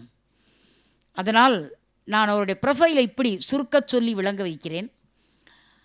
திருமுறை கல்வி படிப்பது என்பது அவ்வளவு எளிய காரியம் அல்ல. திருமுறை கல்வியை படிப்பதற்கென்று தனி அறிவு இருக்க வேண்டும். ஒரு நிமிஷம். திருமுறை கல்வி படிப்பதற்கென்று தனி அறிவு இருக்கணும். அது என்ன தனி அறிவு என்று கேட்டால், முதல்ல பொது அறிவு இருக்கணும், ஜென்ரல் நாலேஜ் இருக்கணும். அதுக்கப்புறம் ஹியூமன் சைக்காலஜி இருக்கணும், மானுடவியல் தத்துவம் தெரியணும், மானுடவியல் உளவியல் தெரியணும். தத்துவம் வேறு, உளவியல் வேறு. உளவியல் தெரியணும். ஒரு தத்துவ பேராசிரியர் மாணவரிடத்தில் சொன்னாராம், நான் இதுவரை 1 மணி நேரம் உங்கள்கிட்ட பேசியது என் ஆசிரியரிடத்தில் நான் கற்றுக்கொண்டு ஒரு சிறு துளி தான் பேசினேன்னாராம். மாணவன் கேட்டான், அப்போ மீதியை யார் பேசுவான், நீ படித்து பேசுவான்னாராம். அவன் படித்து அவன் மாணவருக்கு சொல்லும்போது என் ஆசிரியரிடத்தில் நான் படித்த ஒரு சிறு துளி தான் சொன்னேன் நான். அப்போ அவருடைய மாணவன் கேட்டானா, மீதியை யார் சொல்கிறதுன்னு, நீ படிப்பான்னாராம். இப்படி பரம்பரையாக தத்துவ பேராசிரியர் ஒரு சிறு துளி தான் சொல்லியிருக்காங்க. அப்போ பெருந்துளி யார் சொல்வது? சொன்னவர் ஒரே ஒரு ஞானி, அவர் தான் திருமூலர். அவர் மட்டும்தான் 3000 ஆண்டுகள் வாழ்ந்தார்னு வரலாறு இருக்குது. யாராவது நம்ப முடியுமா? நம்பித்தான் ஆக வேண்டும். ஏன்னா ஆன்மீகத்தில் ஒரு கேள்வி கேட்கக்கூடாது, ஏன் எதற்கு என்ற கேள்வி கேட்கக்கூடாது. ஆக ஏன் எதற்கு என்ற கேள்வி கேட்கக்கூடாதது மெய்ஞானம், ஏன் எதற்கு என்ற கேள்வி கேட்கக்கூடியது விஞ்ஞானம். ஏன் எதற்கு என்ற கேள்வி கேட்கக்கூடாத இடத்தில் கேட்டால் அது அஞ்ஞானம். ஆக விஞ்ஞானம், மெய்ஞானம், அஞ்ஞானம் மூணையும் புரிஞ்சிக்கிறதுக்கு ஒன்று இருக்கணும், அதுதான் ஞானம். அதுதான் ஞானம். அந்த ஞானம்தான் திருமுறை கல்வி. நம்ம உட்கார்ந்துருக்க நாற்காலியில் எல்லாரும் சற்று நிமிர்ந்து உட்காரலாம். அப்படி சொல்வது திருமுறை இலக்கியம். நிமிர்ந்து உட்காரணும், முதுகெலும்பு நேராக இருக்கணும். அந்த திருமுறை கல்வியை மனித மனம் நேர்கோட்டில் செல்வதற்காக படித்த பெருந்தகைகள் தான் ஓதுவார்கள். நாளொரு மேனியும் பொழுதொரு வண்ணமும் இந்த நல்ல தமிழை கேட்கும் 2 செவிகளால் கேட்கும் ஒற்றை ஞானி அவன்தான் சிவபெருமான். இப்பொழுது கூட கபாலீஸ்வரர் கேட்டுக்கொண்டிருக்கிறார் இந்த நிகழ்ச்சியை. எப்படி பாடினார் ஓதுவார் அவர்கள். நான் நினைக்கிறேன் கபாலியே ஒரு 10 நிமிஷம் கோயிலுக்குள்ளே இருந்திருக்க மாட்டார், பாரதிய வித்யாபவன்லாம் இருந்திருப்பார். அப்படி பேசின, அப்படி பாடினார் இல்லைங்களா. அப்படிப்பட்ட இந்த மெய்ஞானிக்கு இளமையாக இருந்தாலும் மெய்ஞானத்தை போற்றுகிற மெய்ஞானியாக திரு பாலாஜி ஓதுவார் அவர்கள் திகழ்கிறார்கள். 7 இசையாய் இசைப்பயனாய் அவனருளால் அவன் தாழ் வணங்கி நாளும் சிவத்தொண்டு செய்து வரும் அருட்தொண்டர் திரு மு. பாலாஜி ஓதுவார் அவர்களுக்கு தெய்வத்தமிழ் விருது வழங்கி சிறப்பு செய்வதில் ஸ்ரீ கிருஷ்ணா ஸ்வீட்ஸ் மற்றும் உறவு சுரங்கம் பெருமை கொள்கின்றன. பாரதிய வித்யாபவன், நவம்பர் 1, 2024, மயிலை, சென்னை. உங்கள் அனைவரின் கரவொலியால் தெய்வத்தமிழ் விருதினை உலகத் தமிழாராய்ச்சி நிறுவனத்தின் திருமூலர் இருக்கையின் தலைவர் மாண்புமை பேராசிரியர் நம்முடைய நெஞ்சார்ந்த அரும்பெரும் சிந்தனையாளர் தி மகாலட்சுமி அவர்கள் தங்களின் பொற்கரத்தால் நம் ஓதுவார் அவர்கள் சிறப்பு செய்கிறார்கள். அதற்கு பிறகு ஓதுவா மூர்த்தி அவர்கள் ஏற்புரை வழங்குவார்.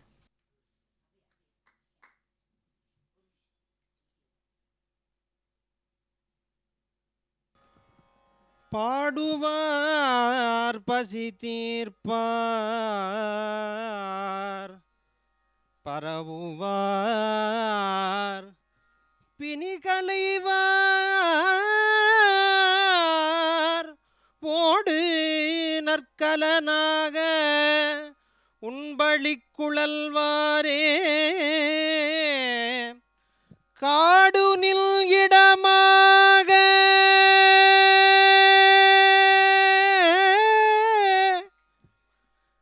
கடுயிருள் நடமாடும் வேடனே, வேடனே குருகாவூர், காடுனின் இடமாக கடுயிருள் நடமாடும் வேடனே, வேடனே குருகாவூர், வெள்ளடை நீயல்ரே. இளைஞர்கள் பல்வேறு துறைகளிலே அவர்கள் பயின்று அந்த துறைகளிலே வேலைவாய்ப்பு தேடிக்கொள்கிறார்கள். ஆக திருமுறை கல்வி, திருமுறை ஓதுபவர், திருமுறை ஓதுவார் என்ற பெயரினை அடியேன் பெறுவதற்கு என்ன தவம் செய்தேன் என்பதை அமறியேன். என்ன புண்ணியம் செய்தனை நெஞ்சமே என்பதை போல் இறைவன் எனக்கு ஒரு வாய்ப்பை கொடுத்திருக்கிறான். ஆக வழி வழியாக முறையே பன்னிசையோடு பயின்று திருமுறைகள் ஓதும் மரபினை சார்ந்த குடும்பத்திலே அடியேன் அவதரித்தது ஒரு பெரும் பாக்கியம். ஆக வழி வழியாக நாங்கள் பாடும் மரபினை சார்ந்தவங்க. ஆக 300 தலைமுறையோடு நின்று போச்சு. ஆக நார்மலாக ஒரு ஸ்கூலில் ஒரு பள்ளியில் பயின்ற மாதிரி பாடசாலையில் மருதநாயக முதலியார் அன்னபூரணி அம்மாள் தேவார பாடசாலையில் பயின்றதுக்கு அடியேனுக்கு ஒரு வாய்ப்பு இறைவன் திருவிழாவில் கிடைச்சது. ஆக 6 ஆண்டுகள் பயிற்சி காலம். ஒவ்வொரு ஆண்டும் முறையாக ஒவ்வொரு பண்ணினையும் எந்த அளவு நாம் ஏற்றுக்கொள்வோம் அந்த அளவு அந்த பண்ணை கொண்டு போனாங்க. ஆக 6 ஆண்டுகள் பயிற்சி காலம். 6 ஆண்டு பயிற்சி காலம் முடிந்த பிற்பாடு ஒரு திருக்கோயிலே ஒரு ஆண்டு காலம் ஓதுவார் பணினா என்ன, ஓதுவார் பணி எப்படி செய்ய வேண்டும் என்பதை எங்களுடைய ஆசிரியர்கள் முறையே அவருடைய வழிகாட்டுதலின் பேரிலே திருவருளோடு சேர்ந்து குருவருள் கொண்டு அடியேனுக்கு கிடைக்கப்பட்டதுங்க. ஆக முதல்ல அடியேன் பயின்றது குருகுலத்தில். ஆக திருமுறை பேராசிரியர் திருமுறை கலாநிதி ஐயா கங்காதர தேசியர் அவர்கள் தான் அடியனுடைய முதல் குரு. ஒரு 4 ஆண்டுகள் அவருடைய இல்லத்திலேயே தங்கி குருகுல கல்வியா பாடசாலை தேவார திருமுறைகளை முதல்ல பிள்ளையார் சொல்லி போட்டது அவர்கள் தான். அவர்களிடம் பயின்ற பிற்பாடு பாடசாலை முறைமையே திரு கண்ணப்பனோதுவார் பன்னிசைமணி திரு கண்ணப்பனோதுவார் அவர்களிடத்திலே 6 ஆண்டு காலம் பயிற்சி முடித்து கடந்த 10 ஆண்டுகளாக 2015 கட்ட 9.5 ஆண்டுகளாக இறைவன் திருவிழாவில் பல்வேறு திருக்கோயிலில் பாடும் பணின்னு அடியேன் பெற்றேன். ஆக இது அத்தனையுமே இறைவன் அவர் நடத்தி கொண்டிருக்கிறார். நான் ஒரு கருவி தான். சுவிட்சு போட்டால் எப்படி ஃபேன் ஓடுதோ அந்த மாதிரி நான் ஒரு ஃபேன் இந்த பக்கம் சுற்றிக்கிட்டு இருக்கேன். ஆக என்னை இயக்குவது இறைவன் தான். இறைவன் திருவருளால் அப்படியே இன்னும் பல்வேறு திருத்தலங்களில் சென்று பாடணும், பல்வேறு நிகழ்ச்சிகளில் பல்வேறு இயக்கங்களில் திருமுறையை சென்று பரப்புவது அடியேன் ஒரு கடை தொண்டன். திருமுறை என்னால் இயன்றளவு ஏதோ கற்றுக்கிட்ட அளவு தெரிஞ்ச அளவு கற்றுக்கிட்ட அளவு அப்படியே போய்கிட்டே இருக்கு. சிவாயன். அதாவது எத்தனை வருஷம், ஒரு 6 ஆண்டு காலம் படித்தேன்றார் பாருங்க. ஒரு அரை மணி நேரம் படித்த மாதிரி சொல்கிறாரு. ஒரு 6 ஆண்டு காலம் படித்தேன். 6 வருஷம் ஒரு இடத்துல உட்காந்து ஒரு ஆசிரியர்கிட்ட படிக்கிறதுன்றது பிஏ தமிழ் 3 ஆண்டுகள், எம்ஏ தமிழ் 2 ஆண்டுகள், எம்ஃபில் தமிழ் 1 ஆண்டுகள், அது மாதிரி 6 வருஷம். ஒரு 6 வருஷம் படித்தேன் அப்படின்னு அவ்வளோ எளிமையாக சொல்கிறார் பாருங்க. 6 வருஷம் படிச்சிருக்காரு 2 பயிற்சி பள்ளியில். ஆக திருமுறை படிப்பது என்பது பயிற்சி இருந்தால் தான் நான் சொல்லியிருக்கேன். பயிற்சி முயற்சி 2 இருந்தால் சிவன் கோயில்களில் பாடுகிற வளர்ச்சி கிடைக்கும். ஆக இந்த பயிற்சி முயற்சி வளர்ச்சி இதுதான் வாழ்க்கை என்பதை ஓதுவா மூர்த்திகள் அவர்கள் எவ்வளவு தெளிவாக தன்னுடைய சித்தாந்த தத்துவம் போல் அழகாக சொன்னார். ஆக நல்ல ஆசிரியரிடத்தில் பயின்றதனால்தான் நாளொரு மேனியும் பொழுதொருவனும் சிவன் நல்ல தமிழ் கேட்கிறார். ஏன்னா நல்ல ஆசிரியரிடத்தில் பயிற்றதால் அது ரொம்ப முக்கியம். நல்ல ஆசிரியர் ரொம்ப முக்கியம். அதனால் தான் நான் ஆசிரியரிடத்தில் சொல்வது, ஆசிரியர் பணி அறப்பணி, அதற்கு நீ உன்னை அர்ப்பணி. சில பேர் அதை பிணியாக நினச்சி பணி செஞ்சுட்டு இருக்காங்க. அதை பிணியாக நினைக்கிறவங்க மத்தியில் தமிழ் வளராது. அதை பணியாக நினைக்கிறவங்க மத்தியில் தான் தமிழ் வளரும், இல்லைங்களா? அதுதான் ரொம்ப முக்கியம். இன்று வரை திருமுறை கல்வி என்று சொன்னால் ஓதுவார்கள் மூலமாக ஆன்மீக தமிழ், சைவமும் தமிழும் வளர்ந்து கொண்டே இருக்கிறது. இந்த காட்சி மனதிற்கு ஒரு பெரிய பலம், பலவீனத்தை போக்குகிற பலம் என்பதை ரொம்ப அழகாக ஓதுவாமூர்த்தி அவர்கள் எடுத்து சொன்னார்கள். நம்முடைய அரங்க மக்களின் சார்பாக ஒரு பலத்த கரவொலியாக அவருக்கு தரணும். அடுத்ததாக நாம் இன்றைக்கு லால்குடியிலிருந்து வருகை புரிந்திருக்கிற ஆன்மீக சொற்பொழிவாளர் திருமதி ஜோதி ரவி அவர்களை பற்றிய ஒரு வாழ்க்கை குறிப்பை தெரிஞ்சுக்க இருக்கிறோம். ஜோதி ரவி அவர்கள் இளமையான வயதுடையவர், ஆனால் முதுமையான அறிவு பெற்றவர். இவருடைய முதிர்ச்சி யூடியூப்பில் பார்த்தபோது சற்று ஆச்சரியமாகவே இருந்தது. எத்தனை கேள்விக்கணைகளை தொடுக்கிற, வினாக்களை தொடுக்கிற, விடைகள் தருகிற உரை. சில பேச்சாளர்கள் வினாக்கள் தருவார்கள், விடை தர மாட்டார்கள். இவர் வினாக்களை கேட்டுவிட்டு விடையே தருகிறார். ஏன்னா ஒன்றில் தெளிவாக இருக்கிறார், இந்த வினாவிற்கு யாரும் விடை தெரியாது என்பதில். அதனால் அவரே விடை தருகிறார். இந்த காட்சியை நான் யூடியூபில் பார்த்தபோது நானே தொலைபேசியில் தொடர்பு கொண்டேன். தொடர்புடன் அந்த எந்த யூடியூப் அவங்க பேச்சை பதிவு செய்தார்களோ அவர்களே தொடர்பு கொண்டு அவருடைய தொலைபேசி எண்ணை வாங்கிட்டேன். வாங்கி இவர்களை தொடர்பு கொண்ட பொழுது எப்படி இப்படிப்பட்ட வினாக்களை தொடுத்து விட்டு அதுக்கு விடை தரக்கூடிய ஒரு முயற்சியை நீங்கள் மேடைப்பேச்சு கலையில் இதை கொண்டு வந்தீர்கள் ஆன்மீகத்திலே என்ற ஒரு கேள்வியை கேட்டபோது தெளிவாக அதுக்கு விடை கொடுத்தாங்க. மிக மிக எளிமைமா, அறிவிலே தெளிவு, அவ்வளோதான் பாரதி சொன்னது. பாரதி சொன்ன ஒற்றை சொற்றொடர் அறிவிலே தெளிவு. எது அறிவு, தெளிவானது எதுவோ அது அறிவு. எது தெளிவு, அது தெளிவான அறிவு. இதான் பாரதி சொன்னான். அதை அப்படியே அவர்கள் சொன்னபோது என் மனம் மிகவும் அதிர்ச்சி உற்றது. சின்ன வயதில் எப்படி ஒரு முதுமையான முதிர்ச்சி மிகுந்த அறிவு என்பதை எண்ணி பார்த்தேன். உடனடியாக சொன்னேன், சாக்கிய நாயனார் பல சாகசங்களை செய்த நாயனார் கிடையாது. பஞ்சாட்சர மந்திரத்தை தன் இரத்த நாளங்களில் ஏற்றியவர் சாக்கிய நாயனார். அவ்வளோதான், வெரி சிம்பிள். சாக்கிய நாயனாரை பற்றி வள்ளுவர் கூறிய 1.25 அடியை விட சுருக்கமாக பேசலாம், சுருக்கமாக சொல்லலாம். ஆனால் எப்படி 1.25 அடியை 1.25 மணி நேரம் பேசணுமோ அதுபோல் பேசுவாங்க ஜோதி ரவி அவர்கள். அவர்கள் பேச்சிலேயே ஒரு ஜோதி சொரூபம் தெரிகிறது நமக்கு. காரணம் ப்ரிப்ரேஷன். எந்த ஒரு பேச்சும், எந்த ஒரு பேச்சாளருடைய பேச்சும் தயாரிப்பு இருந்தால்தான் அது அழகுடையதாக இருக்கும். அப்படிப்பட்ட ஒரு தயாரிப்பான பேச்சு அவங்க பேச்சு. நான் யூடியூப்பில் பார்த்தது, இன்றைக்கி தான் நானே நேராக கேட்க போகிறேன். ஆக இவர்களை நாங்கள் முடிவு செய்தபோது லால்குடியிலிருந்து ஏன் ஜோதியை தேர்ந்தெடுத்தோம் என்று கேட்டால், லால்குடி ஒரு புண்ணிய பூமி. இசைக்கும் இயற்றமிழுக்கும் இசைத்தமிழுக்கும் சொந்தக்காரர்கள் நிறைய பேர் பிறந்த புண்ணிய பூமி லால்குடி. லால்குடி சாமிநாதன் தொடங்கி நமக்கு எல்லோருமே தெய்வீக ஞானத்தை கற்றுக் கொடுத்தவர்கள். ஆக அப்படிப்பட்ட லால்குடியிலிருந்து ஒரு பெண் இன்றைய தினம் நம்முடைய அரங்கம் வந்திருக்கிறார்கள். அனைத்து ஆன்மீக சொற்பொழிவுகள் ஆற்றுவதில் வல்லவர். வானொலி தொலைக்காட்சிகளில் இன்றைக்கும், வாங்க ஐயா வணக்கம், வானொலி தொலைக்காட்சிகளில் இன்றைக்கும் எந்த உலாவரும் ஒளிக்கதிர் நிகழ்ச்சிகள் நடைபெற்றாலும், எந்த கோவில் ஆலய கும்பாபிஷேகம் நடைபெற்றாலும், எந்த தெய்வீக சொற்பொழிவுகள் நடைபெற்றாலும், புதிய ஆலயங்கள் திறக்கப்படுகிறது என்று சொன்னால் அதை பற்றிய வர்ணனை என்று சென்னை பொதிகை தொலைக்காட்சியில் ஒரு காலத்தில் உலாவரும் ஒளிக்கதிர் என்று ஒரு நிகழ்ச்சி இருந்தது. இப்போ இல்லை. அந்த நிகழ்ச்சி மாவட்டங்கள் தோறும் சிற்றூர்களில் இருக்கக்கூடிய ஆலயங்களை பற்றி கூட உலா வருவார்கள். அப்படிப்பட்ட ஒரு ஒளிக்கதிரை தருவார்கள். அதுதான் ஆலயங்களை பற்றிய நிகழ்வு. இந்த ஆலயங்கள் பற்றிய இந்த நிகழ்வினை இன்றைக்கு வணக்கத்திற்குரிய திருமதி ஜோதி ரவி அவர்கள் சிற்றூர்கள் தோறும் சென்று சிற்றறிவை போக்கி பேரறிவை தருகிற, ஆன்மீகத்தை தருகிற ஒரு பேச்சாளர். ஒரு பலத்த கரவொலியை தரலாம். இப்படிப்பட்ட ஒரு தெய்வீக பெண்மணிக்கு நம்முடைய அம்மையார் கலைச்செல்வி அம்மையார் அவர்கள் பயனாடை அணிவித்து சிறப்பு செய்யுமாறு பணிவன்போடு அழைக்கிறேன். வாங்க கலைமா. அப்பா சுவாமிநாதன் அவர்கள் ஒரு ஸ்டேஷ்னரி பிஸ்னஸ் என்று சொல்லப்படக்கூடிய அந்த நோட்டு புத்தகங்களை கல்வி நிலையங்கள் தோறும் கொண்டு போய் சேர்க்கக்கூடிய பணியை செஞ்சார்.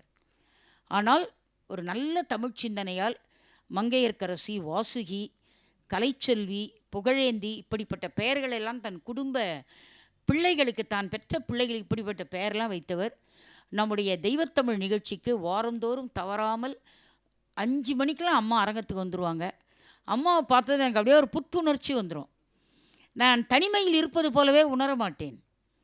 நான் எப்பொழுதுமே உணர்வதில்லை, நான் தமிழோடு இருப்பதால்.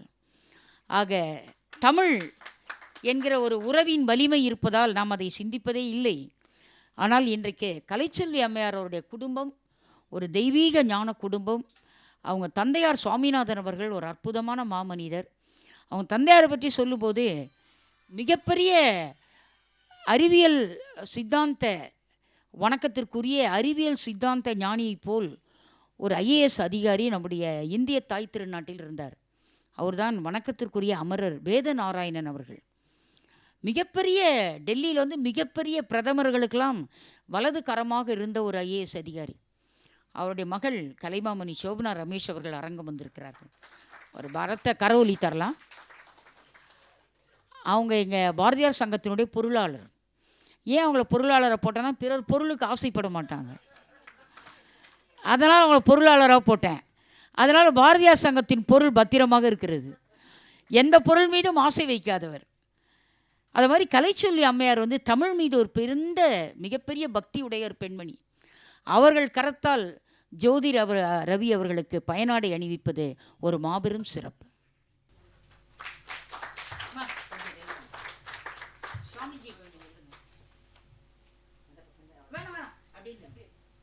நம்ம அன்பு மகன் தினேஷ் கிருஷ்ணா ஸ்வீட்ஸ் புகைப்பட கலைஞர் மட்டும் கிடையாது, எங்கள் எல்லாருக்கும் ஒரு அன்பு சகோதரனாக, அன்பு மகனாக இருப்பார்.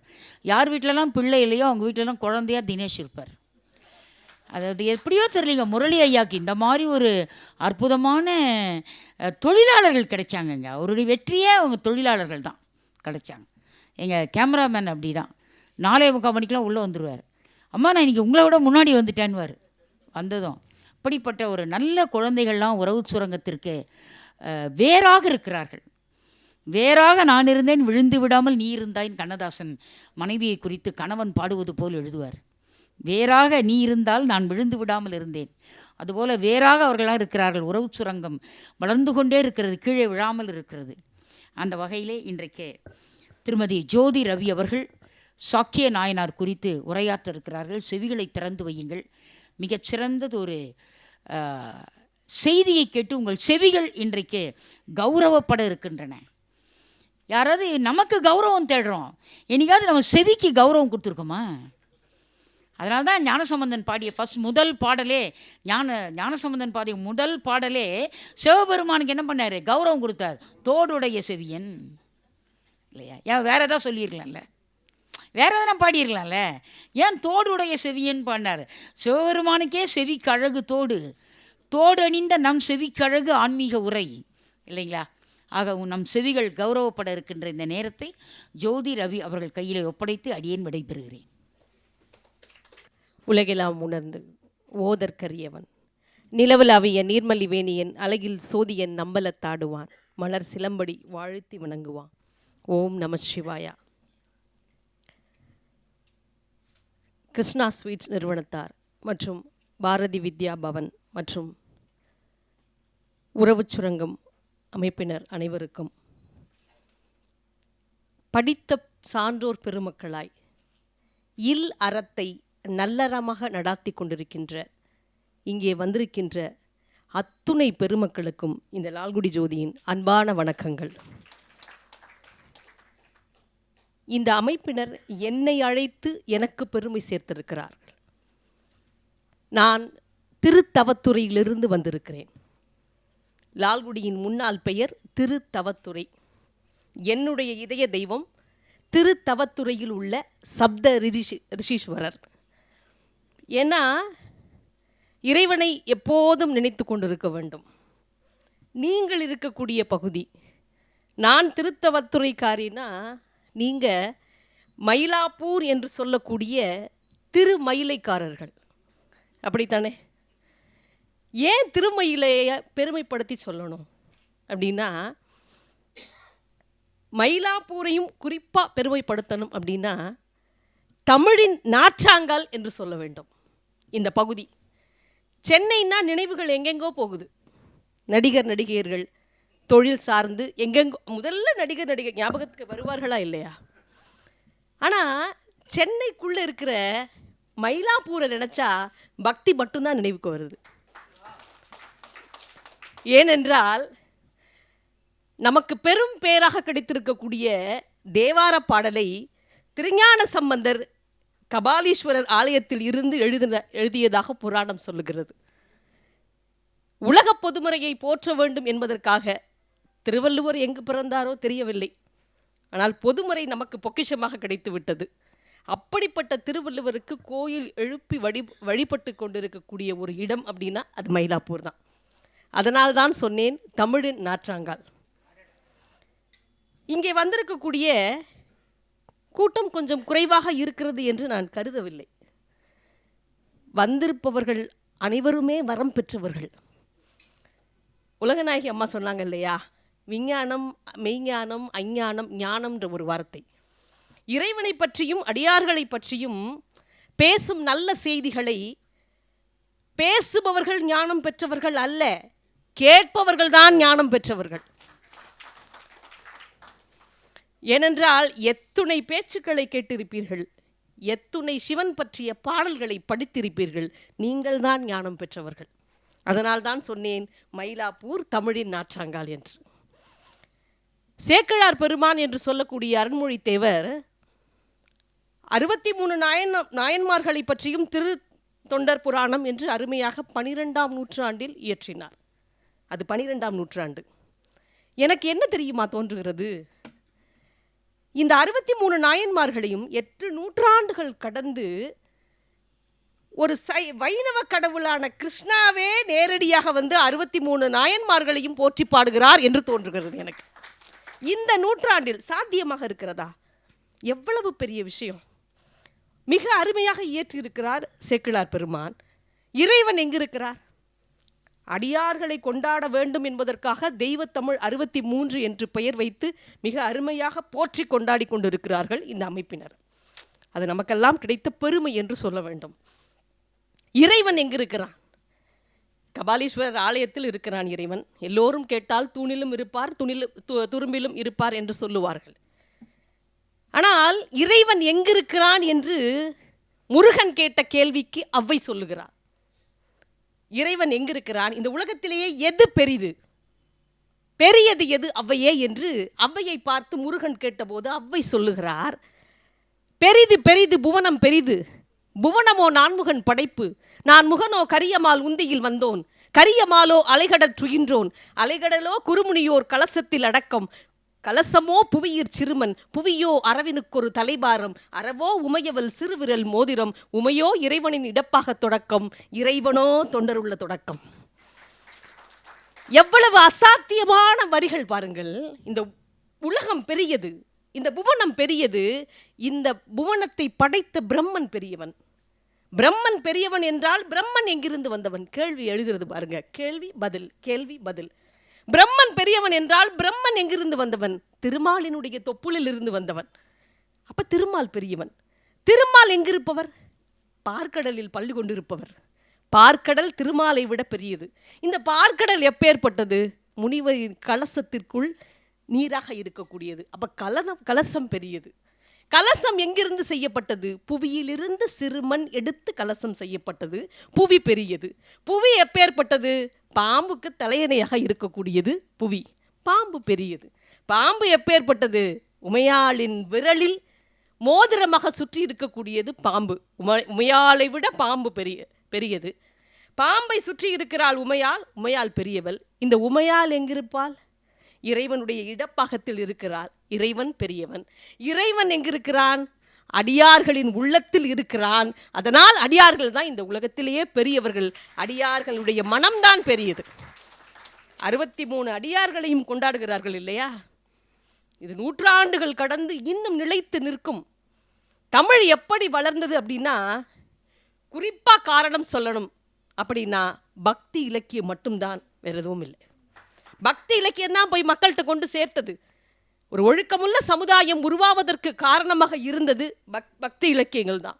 சும்மா சொன்னால் ஒருத்தரும் கேட்க மாட்டாங்க. ஏதாவது பெரியவங்க அறிவுரை சொல்லுவாங்கன்னா கேட்பாங்களா? இல்லைடா, இப்படி செஞ்சால் சாமி தண்டிக்கும், அப்படித்தானே சொல்லுவோம் நம்ம. இப்போ அடியார்களுடைய மனது பெரியது, அவ்வளவு தூரம் ஏன் போகணும் நம்ம? திருத்தொண்டர் புராணத்திலேயே இறைவனுக்கு மிக நெருக்கமானவர் சுந்தரமூர்த்தி சுவாமிகள்னு சொல்லுவோம் நம்ம. அடியார்களை இறைவனை வணங்கினா போதுமா? அடியார்களை வணங்க வேண்டாமா? நீங்கள் அறிந்திருப்பீர்கள், விரண்மிண்ட நாயனார். விரண்மிண்ட நாயனாரும் மற்ற அடியார்களும் அமர்ந்திருக்கிறார்கள். நல்ல பண்பும் நல்ல அறிவும் ஞானம் பெற்றால் இறைவனையே கேள்வி கேட்கலாம். அதுக்கு நக்கீரரும் விரண்மிண்ட நாயனாரும் உதாரணம். அடியார்கள் எல்லாரும் அமர்ந்திருக்கிறார்கள், விரண்மிண்ட நாயனாரும் கூடவே அமர்ந்திருக்கிறார். சுந்தரமூர்த்தி சுவாமிகள் அடியார்களை எல்லாம் மறந்து நேராக இறைவனை வழிபடுவதற்காக செல்லுகிறார். உடனே கோபம் வந்து விட்டது விரண்மிண்ட நாயனாருக்கு. என்ன சொல்லுகிறார் தெரியுமா? திரு தொண்டர்களுக்கு வன்றொண்டனும் புறம்பு, அவனை ஆண்ட சிவனும் புறம்பு. இந்த அடியாரு நம்ம அடியார்களிடையே இல்லை. அந்த அடியாருக்கு அருள் புரிகிறானே எம்முடைய இறைவனாகிய சிவன், அவனும் நம்மோடு இல்லை. அப்போ இறைவனையே கேள்வி கேட்கக்கூடிய ஒரு திறன் யாருக்கு இருக்கு? இந்த தலைமுறையிலும் சரி, இப்போது வாழ்பவர்களிடத்தும் சரி சொல்லுகிறேன், இறைவனையே யார் கேள்வி கேட்க முடியும் என்றால், நல்ல அறிவும் நல்ல குணமும் நல்ல பண்பும் பெற்றவர்கள், அடுத்தவரை ஒரு நாளும் காயப்படுத்தாத மனிதர்கள் மட்டுமே இறைவனை கேள்வி கேட்க முடியும். அடுத்து அதாவது அவர் சொல்றாரு, சுந்தரமூர்த்தி நாயனார் விரண்மிண்ட நாயனாரை பற்றி சொல்றாரு, விரி பொழில் சூழ் குன்றையார் விரண்மிண்ட நாயனாருக்கு நான் அடியேன். நான் அடியேன், அவருக்கு அடிமைனா. அடுத்து யாரை பார்த்து தெரியுமா சொல்லுகிறார்? இன்றைய நாளில் அவர்தான் கதாநாயகன். இன்றைய நாளில் எனக்கும் அவர்தான் கதாநாயகன். ஏன்னா இப்படிப்பட்ட மக்களையெல்லாம் சந்திக்கணும், இப்படி ஒரு அவையில் பேசணும் அப்படின்ற வாய்ப்பு இந்த இறைவன் தந்தது. உலகநாயகி அம்மா மூலம் அந்த இறைவன் தந்தது எனக்கு. யாரை பற்றி தான் அடியான் அப்படின்னு யாரை பற்றி சொல்லுகிறார் என்றால், சாக்கிய நாயனாரை பற்றி சொல்லுகிறார். கச்சுக்குள் அடங்கிய வனப்பு மிக்கதுமான உமையாலை தன்னுடைய இடப்பாகத்தில் வைத்திருக்கிற இறைவனின் திருவடிகளே சரணம் என்று மறவாது கல் எறிந்து வழிபட்ட சாக்கிய நாயனாருக்கு நான் அடியேன். கல் எறிந்து வழிபட்டாரா?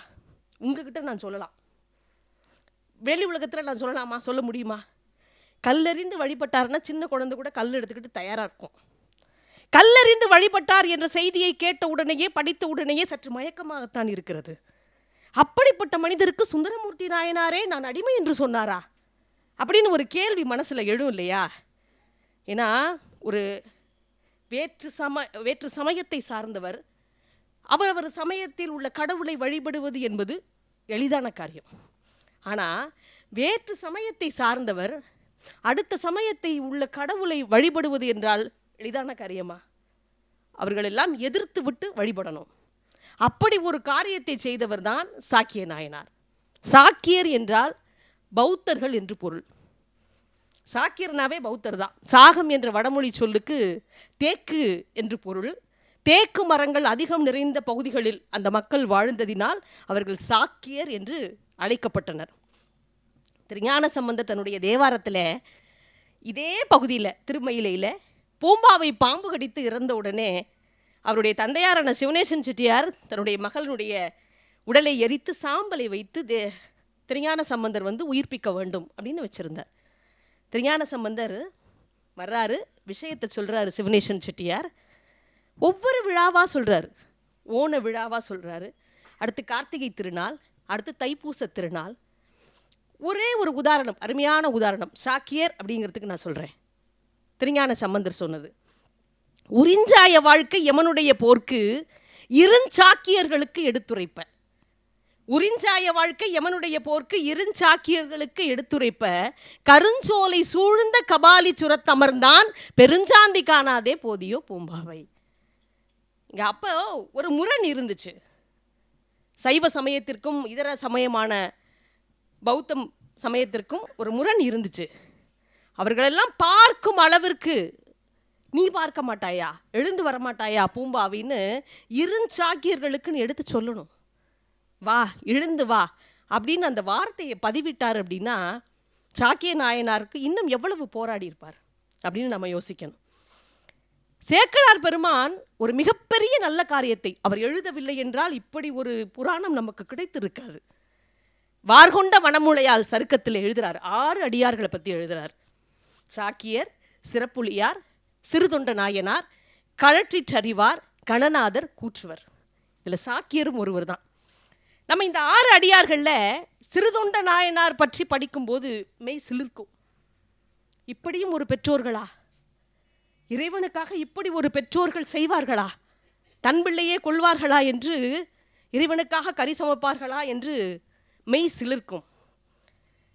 சாக்கிய நாயனாரை பற்றி படிக்கும்போது இப்படியும் ஒரு மனிதரா, இப்படியும் ஒரு மனிதர் இந்த மண்ணில், தமிழ் மண்ணில் வாழ்ந்திருக்கிறாரா என்று நமக்கு கேள்வி எழும். ஏன்னா அந்த அளவுக்கு துன்பத்தோடு எப்படியாவது இறைவனை வழிபட வேண்டும் என்று முனைந்திருக்கிறார் சாக்கிய நாயனார். அவர் எங்கே பிறந்தார்? இன்றைக்கும் நம்ம பெருமையோடு சொல்லிக்கொள்ளலாம். நாமெல்லாம் போற்றி புகழக்கூடிய மரபான வேளாளர் மரபில், வேளாளர் என்றால் தாளாளர் என்று பொருள். உலகத்திற்கே படி அளப்பவர்கள் அவர்கள்தான், உலகத்திற்கே சோறு போடுபவர்கள் அவர்கள்தான். ஏன்னா அவங்க சேற்றில் கால் வைத்தால்தான் நாம் சோற்றில் கை வைக்க முடியும். அப்படிப்பட்ட மரபு வேளாளர் மரபு.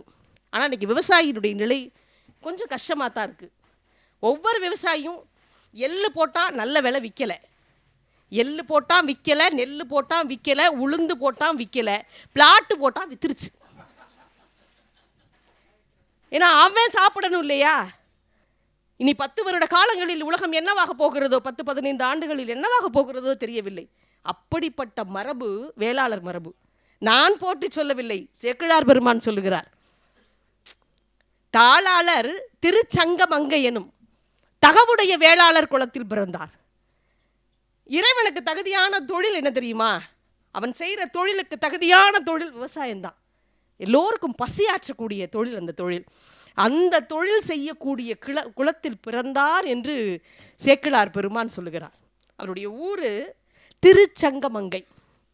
நீங்கள் இந்த 63 நாயன்மார்களில் ஊருடைய பெயரெல்லாம் படிச்சிங்க அப்படின்னா அதில் திருன்ற வார்த்தை சேர்த்துருக்கோம். இப்போ இவருக்கு திருச்சங்கமங்கை, சிறுதொண்ட நாயனாருக்கு திருச்செங்கட்டாங்குடி, சிறப்புலியாருக்கு சீர்காழி, கணநாதருக்கு வந்து திருவாக்கூர்,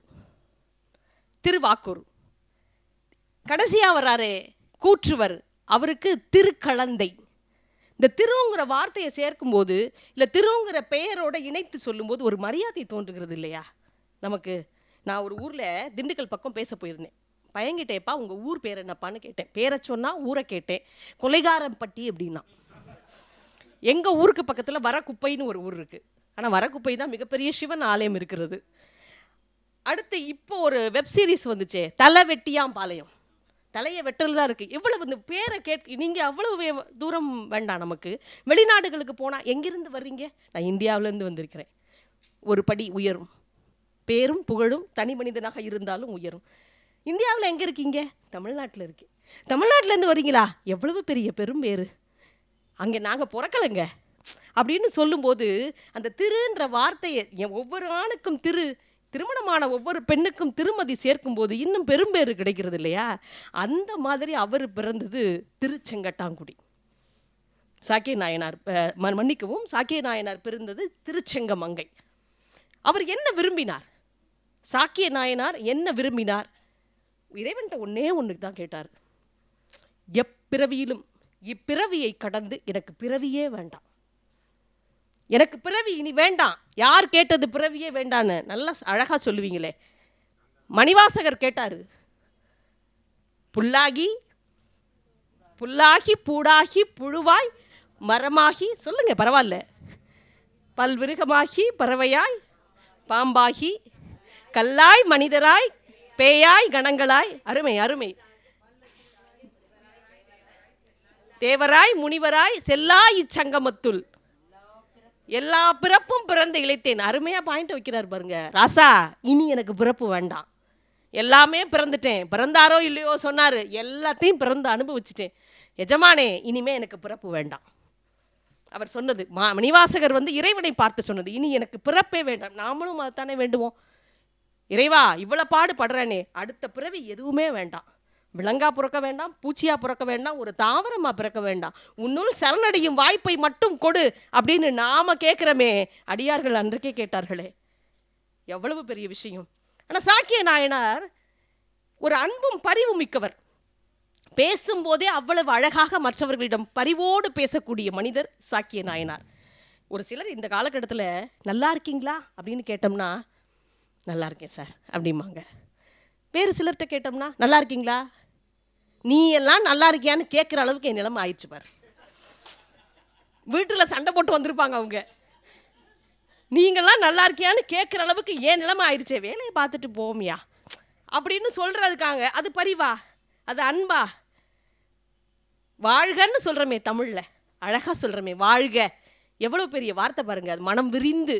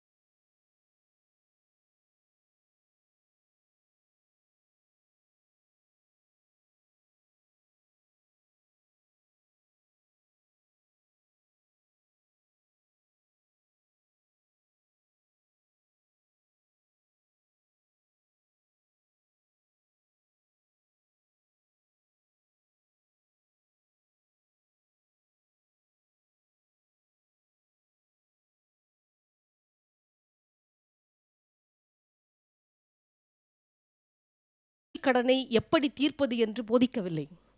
ஆனால் சைவம் மட்டும்தான் பிறவி பெருங்கடலை எப்படி கடப்பது என்று சொல்லிக் கொடுத்தது. சொல்லலாம் இல்லையா? அப்படி யோசித்தார். எப்படியாவது வழிபட வேண்டுமே, எப்படியாவது இறைவனை சென்றடைய வேண்டும், இறைவனோடு பேச வேண்டும், இறைவனை வழிபட வேண்டும் என்று நித்தமும் பார்த்து கொண்டே இருப்பார்.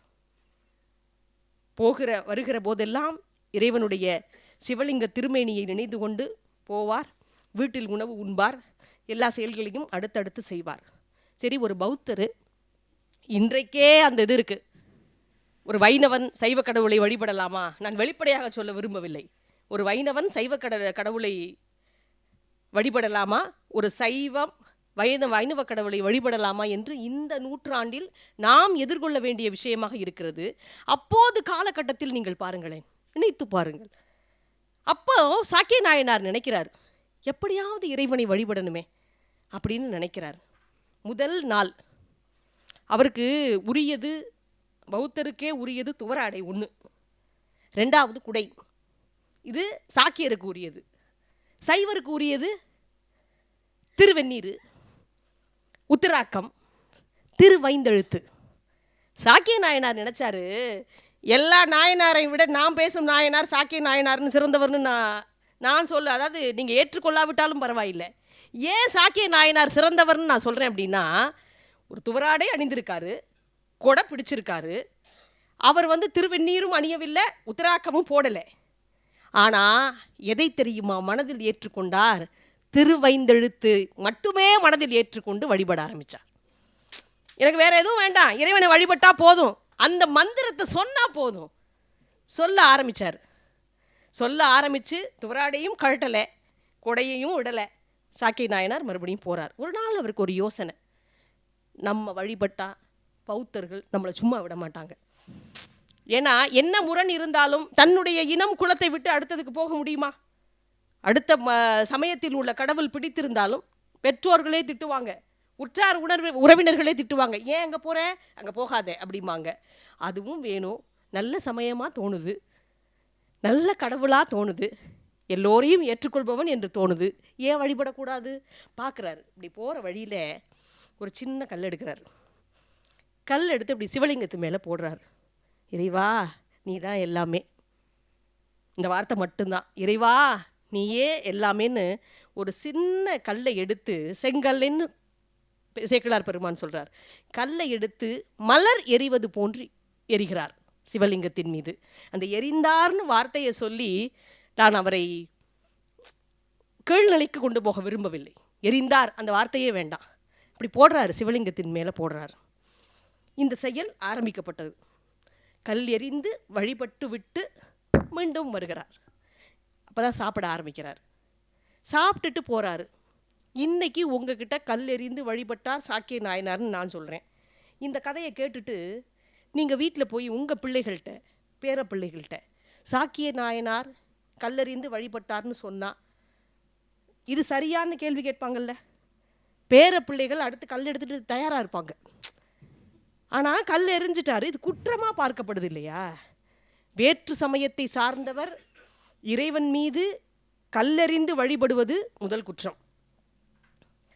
பௌத்தர்களின் ஆடையான துவராடையும் குடையும் வைத்துக்கொண்டு இறைவனை வழிபடுவது 2வது குற்றம்.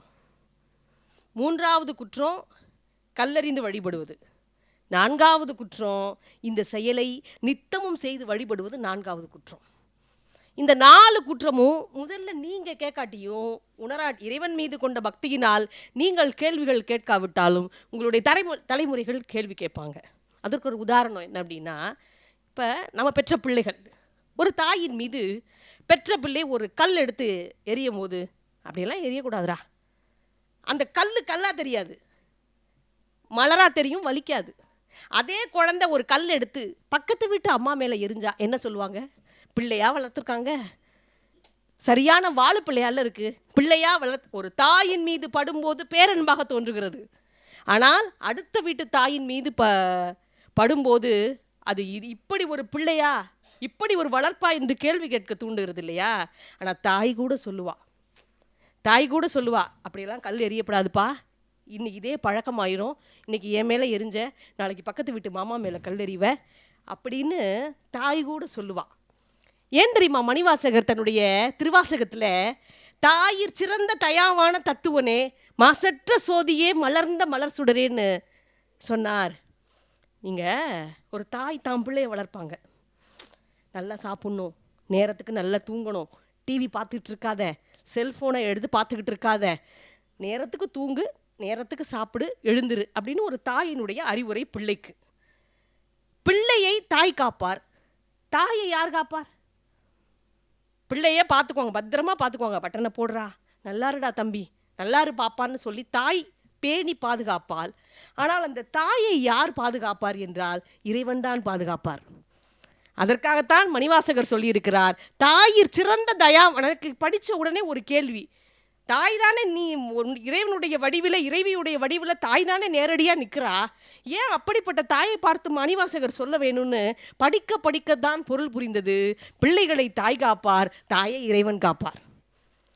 எல்லா தாய்களையும் எல்லா பிள்ளைகளையும் இறைவன் காப்பதினால் தானே மணிவாசகர் சொல்லியிருக்கிறார், தாயிற் சிறந்த தயாவான தத்துவனே மாசற்ற சோதியே மலர்ந்த மலர் சுடனே தேசனே தேனார் அமுதே அப்படின்னு சொல்லியிருக்கார். அப்படின்னா ஒரு சினிமா பாடல் வரி சொல்லுது, தாயிற் சிறந்த கோவிலும் இல்லை, தந்தை சொல் மிக்க மந்திரம் இல்லை, ஆயிரம் உறவில் பெருமைகள் இல்லை, அன்னை தந்தையே அன்பின் எல்லை. அந்த பாடலை கவனித்து பாருங்களேன். தாயிற் சிறந்த கோவில் கிடையாது, இறைவனே தாயினுடைய வடிவில், தந்தையினுடைய வடிவில் ஆசிரியராகவும் தாயாகவும் வந்திருக்கிறார் இல்லையா? அந்த மாதிரி சாக்கிய நாயனார் கல்லெறிவது இறைவனுக்கு சுகம். அவனுடைய மனப்போக்கை கண்டுவிட்டார். சாக்கிய நாயனாருடைய மனதில் இறைவனை மட்டும்தான் வழிபடணும், சைவம் மட்டும்தான், பரம்பொருள் மட்டும்தான் என்னுடைய வாழ்க்கையில் எல்லாமேன்னு சாக்கிய நாயனார் தன்னுடைய மனதால் உணர்ந்ததை இறைவன் உணர்கிறார். அது சுகமாகப்படுகிறது. கண்ணப்ப நாயனார் முரட்டுத்தனமான அன்பு, ஆனால் உண்மையான அன்பு. தன்னுடைய காலை எடுத்து, செருப்போடு இந்த காலை எடுத்து இறைவனுடைய கண்ணில் வைக்கிறார் என்றால் அந்த பக்தியை நினைத்து பாருங்களேன். ஆசையோடு ஏற்றுக்கொண்டார் சிவபெருமான். தன் வாயிலிருந்து உமிழ்ந்த நீரை திருமஞ்சன நீராக ஏற்றுக்கொண்டவன் சிவபெருமான். 63 நாயன்மார்களை பற்றி விதவிதமாக படித்தாலும் ஒரு சில நாயன்மார்கள் மிக பிரம்மாண்டமாக மனதில் இருப்பார்கள். சாக்கிய நாயனார் கல்லை எறிந்து வழிபட்டார் என்ற அளவில் தான் கேள்விப்பட்டவர்களுக்கு தெரியும். எந்த சூழலில், எப்படிப்பட்ட நேரத்தில் இறைவனை கல்லறிந்து மலராக வழிபட்டான் என்று சாக்கிய நாயனாருக்கு மட்டும்தானே தெரியும். இது உண்மை, அதாவது இது பொய். அவர் மனசுல களங்கத்தோட கல்லெறிஞ்சு வழிபட்டார், ஒருவேளை வழிபட்டிருந்தார்னா இந்த நூற்றாண்டில் இந்த தலைமுறைக்கு அவர் நாயன்மார்கள் பட்டியலில் இடம்பெற்றிருக்க மாட்டார். இது சத்தியமான உண்மை. தன்னுடைய மனதில் முழுமையாக இறைவனை ஏற்றுக்கொண்ட காரணத்தினால்தான் இன்றைய நாளில் இப்போது ஒரு அமைப்பினர் நடத்தும் இந்த விழாவில் இடம்பெற்றிருக்கிறார் என்றால் அவருடைய பக்தி உண்மையானது. தாராளமாக நீங்கள் அவருக்காக ஆரவாரிக்கலாம். ஏன்னா அப்படி ஒவ்வொரு நாளும் கல்லெறிந்து வழிபட்டு விட்டு தான் உணவு உண்ண ஆரம்பிப்பார் சாக்கிய நாயனார். ஒரு நாள், எப்போதுமே இறைவன் திருவிளையாடலை நடத்தக்கூடியவன் இல்லையா, மனம் சோர்ந்து விட்டது, உடல் தளர்ந்து விட்டது, பசி. தன்னை அறியாமல் சாப்பிடுவதற்காக அமர்கிறார். சாப்பிட போகையில், ஒரு வாய் அள்ளி போட போகையில், ஆஹா இறைவனை கல்லறிந்து வழிபட மறந்து விட்டோமேன்னு அப்படியே சாப்பாட்டை போட்டுட்டு வேக வேகமாக ஓடுறார். இறைவனுடைய ஆலயத்திற்காக ஓடுகிறார். ஓடி அங்கே போய் யானையின் தோலை உரித்து போர்த்தி கொண்டிருக்கின்ற இறைவனின் திருமேனி மீது அங்கிருந்த கல்லை எடுத்து எறிந்து விட்டு அப்படியே திரும்ப வந்து நின்று பார்க்குறாரு. நான் மறந்துட்டேன், மறப்பதும் உன்னுடைய செயல், அதை நினைக்க வைப்பதும் உன்னுடைய செயல்.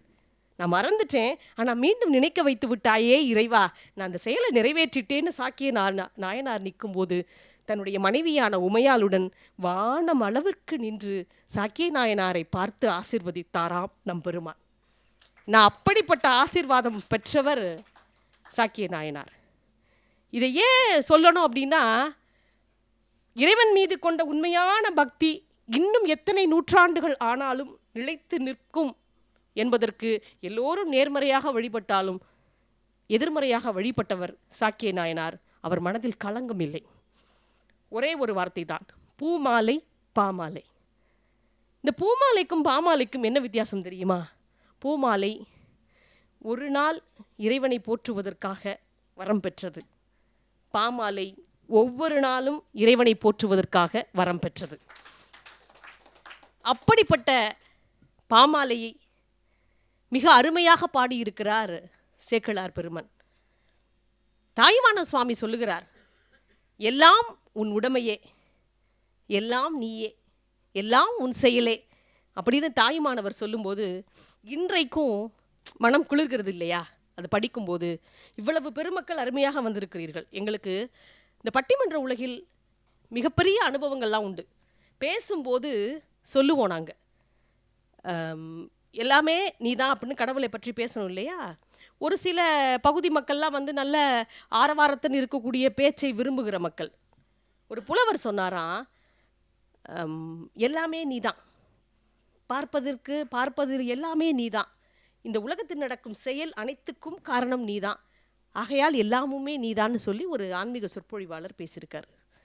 அதற்கு கூட்டத்தில் ஒரு வம்பன் சொல்லியிருக்கான், எல்லாமே நீயே எல்லாமே நீயே அப்படிங்கிறீங்களே, இந்த கூட்டத்தில் ஒரு கழுதை வந்தால் என்ன சொல்லுவீர்கள்? எல்லாமே நீயே தான் சொல்லுவேன். அப்போ அவனை பார்த்து கழுதைன்னு சொல்லியிருக்காரு ஆன்மீக சொற்பொழிவாளர். இது ஏன் சொல்கிறேன் அப்படின்னா, இந்த மக்கள் இந்த அவைக்கு வந்தது எனக்கு பெருமை. அவ்வளவு அழகாக அம்மா சொல்லும்போது சொன்னாங்க, உலகநாயகி அம்மா சொல்லும்போது சொன்னாங்க, எல்லோரும் பெரிய புராணத்தை கரைத்து குடித்தவர்கள். எனக்கே சிறு பயம் வந்தது, எப்படி பேச போகிறோம். எனக்கு இந்த மக்களை பார்த்த உடனே இன்னும் பேச வேண்டும் என்ற ஆவல் தூண்டிய காரணத்தினால்தான் சாக்கிய நாயனாரை பற்றி பேச வந்திருக்கிறேன். எனக்கே ஒரு நிறைவு, நான் பேசியதால் அல்ல, நீங்கள் கேட்டதால் மட்டுமே எனக்கே உரிய ஒரு மனநிறைவு எனக்கு தோன்றி இருக்கிறது. இவ்வளவு பெருமையாக இந்த நிகழ்வை நடாத்தி இருக்கும் கிருஷ்ணா ஸ்வீட்ஸ் மற்றும் பாரதி வித்யாபவன் மற்றும் உறவு சுரங்கம் அமைப்பினர் அனைவருக்கும் என்னுடைய நன்றியை பகிர்ந்து, நான் அம்மாவை வந்து தாம்பரம் கம்பன் கழகத்தில் அவங்களுடைய ஸ்பீச்சை கேட்டேன். 2000 சரியாக சொல்லணும் அப்படின்னா 2010. ஆமாம், 2010 தாம்பரம் கம்பன். இப்போ கூட புதுக்கோட்டை கம்பன் கழகம் வந்திருந்தாங்களாம், அதற்கு பிறகு தான் நாங்கள் சென்றோம். அப்படிப்பட்ட ஒரு மனுஷி தமிழுக்காக தன்னையே அர்ப்பணித்திருக்கிறார் என்றால் மிகப்பெரிய ஒரு காரியம். அப்படிப்பட்ட மனுஷி என்னையும் அழைத்து இந்த அவையில் உள்ள மக்கள் எல்லாம் கேட்கும்படி எனக்கும் ஒரு வாய்ப்பு தந்து, கொடுக்கிறவர்களை விட இணைப்பு பாலமாக இருக்கிறார்கள் இல்லையா, அவர்களெல்லாம் பேறு பெற்றவர்கள், மற்றவர்களுக்காக வாழ்பவர்கள். இன்னார் பேசுவாங்க, கூப்பிடணும்னு சொல்லணும் இல்லையா. உலகநாயகி அம்மாவிடம் என்னை அறிமுகம் செய்த என் அன்பிற்கினிய சகோதரன், நான் பெரிதும் போற்றக்கூடிய திருத்தவத்துறையில் வாழும் என் அன்பிற்கினிய தம்பி எழில் அவர்களுக்கும், இருந்து கேட்ட அத்துணை சான்றோர் பெருமக்களுக்கும் என்னுடைய நன்றியை கூறி விடைபெறுகிறேன். நன்றி, வணக்கம். மிக சிறந்ததொரு உரையை 45 மணித்துளிகள் நமக்கு வழங்கியிருக்கிறார்கள். லால்குடி ஜோதி அவர்களை நான் தொலைபேசியில் தொடர்பு கொண்ட போது அவங்க யூடியூப் பதிவுகளை எல்லாம் பற்றி பேசினேன். இன்று கூட எத்தனை கேள்விகள் கேட்டு அவங்களே விடை சொன்னாங்க பாருங்கள், இல்லைங்களா? மொத்தம் 11 கேள்வி கேட்டாங்க. 11 கேள்விகள் 11 விடை அளித்திருக்கிறார்கள். 8 இலக்கியங்களை மேற்கோளாக காட்டினார்கள். 6 நாயன்மார்களை மேற்கோளாக காட்டினார்கள். இதெல்லாம் அவருடைய தயாரிப்பின் எல்லைகள் என்று சொல்லலாம். எந்த ஒரு பேச்சும் சரியான தயாரிப்பு இல்லை என்று சொன்னால் தைரியமான வெளிப்பாடு வராது. இதைத்தான் பழம்பெரும் தமிழ் மக்கள் சொன்னார்கள், பாத்திரத்தில் இருந்தால் தானே அகப்பையில் வர, இல்லையா? ஆக அந்த அறிவென்னும் பாத்திரமாகிய கலத்துக்குள் முழுமையாக இருந்ததனால் அவர்களால் இந்த 45 மணித்துளிகள் அதை அள்ளி வழங்க முடிந்தது. அந்த பாத்திரமே காலி என்றால் எப்படி வழங்குவது? ஆக அந்த பாத்திரத்துக்குள் அந்த ஞானமாகிய பொருளை இறக்குவது என்பதுதான் தயாரிப்பு. அந்த தயாரிப்பை மிக அருமையான முறையில் செய்து ஒரே வரியிலே சொல்லிவிடலாம், சாக்கிய நாயனார் கல்லெறிந்து இறைவனை வழிபட்டார், அவ்வளோதான். இக்கால மாணவர்கள் சொல்லும்போது கொஞ்சம் ஜாக்கிரதையாக நம்ம பேசணும். ஏன்னா இக்கால மாணவர்கள் குதர்க்கமானவர்கள், மாணவர்கள் குதர்க்கமானவர்கள் அல்ல, மாணவர்களே குதர்க்கமானவர்கள். ஆக எடுத்தெறிந்து எல்லா கேள்வியும் கேட்பாங்க. அவங்க கேட்குற கேள்வி கேட்கும்போது, ஏன் அந்த சாக்கிய நாயனாருக்கு ஒருவேளை பௌத்தத்திலிருந்து வந்ததால் பூ வாங்க கூட காசு இல்லையான்னு கேட்டான் ஒருத்தன். இல்லைப்பா, கல்லை அவர் மலராக நினைத்தார், இது ரொம்ப நல்லா இருக்கே, இதுதான் கையால் ஆவத்தானோன்னு ஒருத்தன். இந்த மாதிரிலாம் பேசுவாங்க மாணவர்கள். அவங்களுக்கு ஏற்ற மாதிரி நம்ம அது தெய்வீக நிலையில் சொல்லணும். இந்த இடத்துல எரிகிற கல்லுக்கோ மலராக நினைத்து எரிந்த கல்லுக்கோ முக்கியத்துவம் அல்லப்பா, அதை அவர் மீது சாத்த வேண்டும் என்பதை எரிய வேண்டும் என்று நினைத்தாரே, அந்த நினைப்பு தான் முக்கியம், வேறு ஒன்றும் இல்லை என்று முதல்ல அந்த நினைப்பை பற்றி சொல்லிவிட்டு அதுக்கப்புறம் தான் பயன்படுத்தின பொருளை பற்றி சொல்லணும். ஆக முதல்ல பொருளை சொன்னீங்கன்னா அவன் சுருக்கமாக சொன்னான், ஓ கையால் ஆகாதவன் போல் இருக்குது அப்படின்னு. அதனால் பொருளை முதல்ல சொல்லக்கூடாது, உணர்வை முதல்ல சொல்லணும், அப்புறம் பொருளை சொல்லணும். அப்போ மாணவர்கள், இக்கால மாணவர்கள் உணர்வு வயப்பட்டவர்கள், நல்லாவே தெரியுது. உணர்வு வயப்பட்டவர்கள், உணர்ச்சி வசப்பட்டவர்கள் கல்வியை பாதியிலே நிறுத்துகிறார்கள், கல்வி தடையாகி போகிறது. ஆக எங்கே கல்வியிலே உணர்வு இருந்தால் அது BA, MA, MPhil, PhDன்னு வரும். உணர்ச்சி இருந்தால் அது நடுவழியிலே போயிடும். அதனால்தான் குமரகுருவரர் சகலகலாவல்லி மாலை பாடும்போதும் சொன்னார், கலையாத கல்வியும். கலையாத கல்வி என்ன தெரியுங்களா அர்த்தம்? டிஸ்கண்டினியூ பண்ணி போகாதன்னு அர்த்தம். அதான் கலையாத கல்வி, பாதியிலே விட்டுட்டு போகாத. நான் கல்லூரி பேராசிரியராக இருந்த காலத்தில் 3ஆம் ஆண்டு காலம் வரும்போது, 3rd இயர் வரும்போது ஸ்டூடெண்ட்ஸு திருமண பத்திரிகை கொண்டாந்து தரும்போது சொல்லுவேன், இந்த கல்யாணம் இவ்வளவு அவசரமாக தேவையா? உடனே கலையாத கல்வியும் குறையாத வயதும் ஒரு பாடல் நடத்துவேன். அவங்க இல்லத்தினுடைய சூழலை சொல்லி இந்த மாதிரி இந்த திருமணம் நடந்ததுன்னு வாங்க. அப்படி திருமணம் நடந்து டிகிரி முடிக்காமலே திருமணம் நடந்த குழந்தைகள்லாம் இல்லற வாழ்க்கையில் பெரிய வெற்றி அடையல. பெரிய வெற்றி அடைந்த குழந்தைகள்லாம் கல்வியை முழுமையாக நிறைவு பெற்றவர்கள், அவங்க தான் வெற்றி அடைஞ்சாங்க. அதனால் அந்த கலையாத கல்வி எவ்வளோ முக்கியம்னு குமரகுருவரை சொன்னார் என்பதை ப்ராக்டிக்கலாக அவங்களுக்கு நான் எடுத்து காட்டுவேன். அதுக்காகவே எங்கள் கல்லூரியை சொல்லுவாங்க, உலகநாயகி பேசி பேசியே பசங்க யாரும் 21 வயசுலும் கல்யாணம் பண்ணிக்கிறது இல்லை அப்படின்னா. ஏதோ நம்மளால் இந்த நல்ல காரியம் நடந்தால் சரி அப்படின்னு நான் சொல்லுவேன். என்னுடைய குறிக்கோள் என்னவென்று கேட்டால், கல்விக்கு தடை வரக்கூடாது. அந்த தடையில்லா கல்வி தான் கலையாத கல்வி என்று சொல்லுவேன்.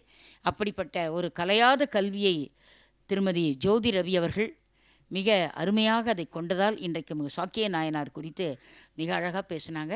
அடுத்த வாரம் நம்முடைய நிகழ்ச்சிக்கு இவங்களும் இன்றைக்கி திருச்சியிலேருந்து வந்திருக்காங்க. அடுத்த வாரம் வருகிற பேச்சாளர் திரு வீரபாலாஜி அவர்கள் எங்கள் கம்பன் கழகம் கண்டுபிடித்த ஒரு பெரிய நல்முத்து, ஒரு பெரிய கல்வி உலகின் சொத்து. அவர் பேச்சு எப்பொழுதும் ஒரு சத்து. அவர் வருகிறார். அடுத்த வாரம் வீரபாலாஜி வருகிறார். அதில் என்ன ஒரு பெரிய சிறப்புனா, சிறப்புலி நாயனாரை குறித்து அவர் பேசுகிறார். சேக்கிழார் பெருமான் எழுதிய கவிதைகளிலேயே மிக மிக சுருக்கமான 7 பாடலில் வரலாறு சொல்லியிருக்கார்.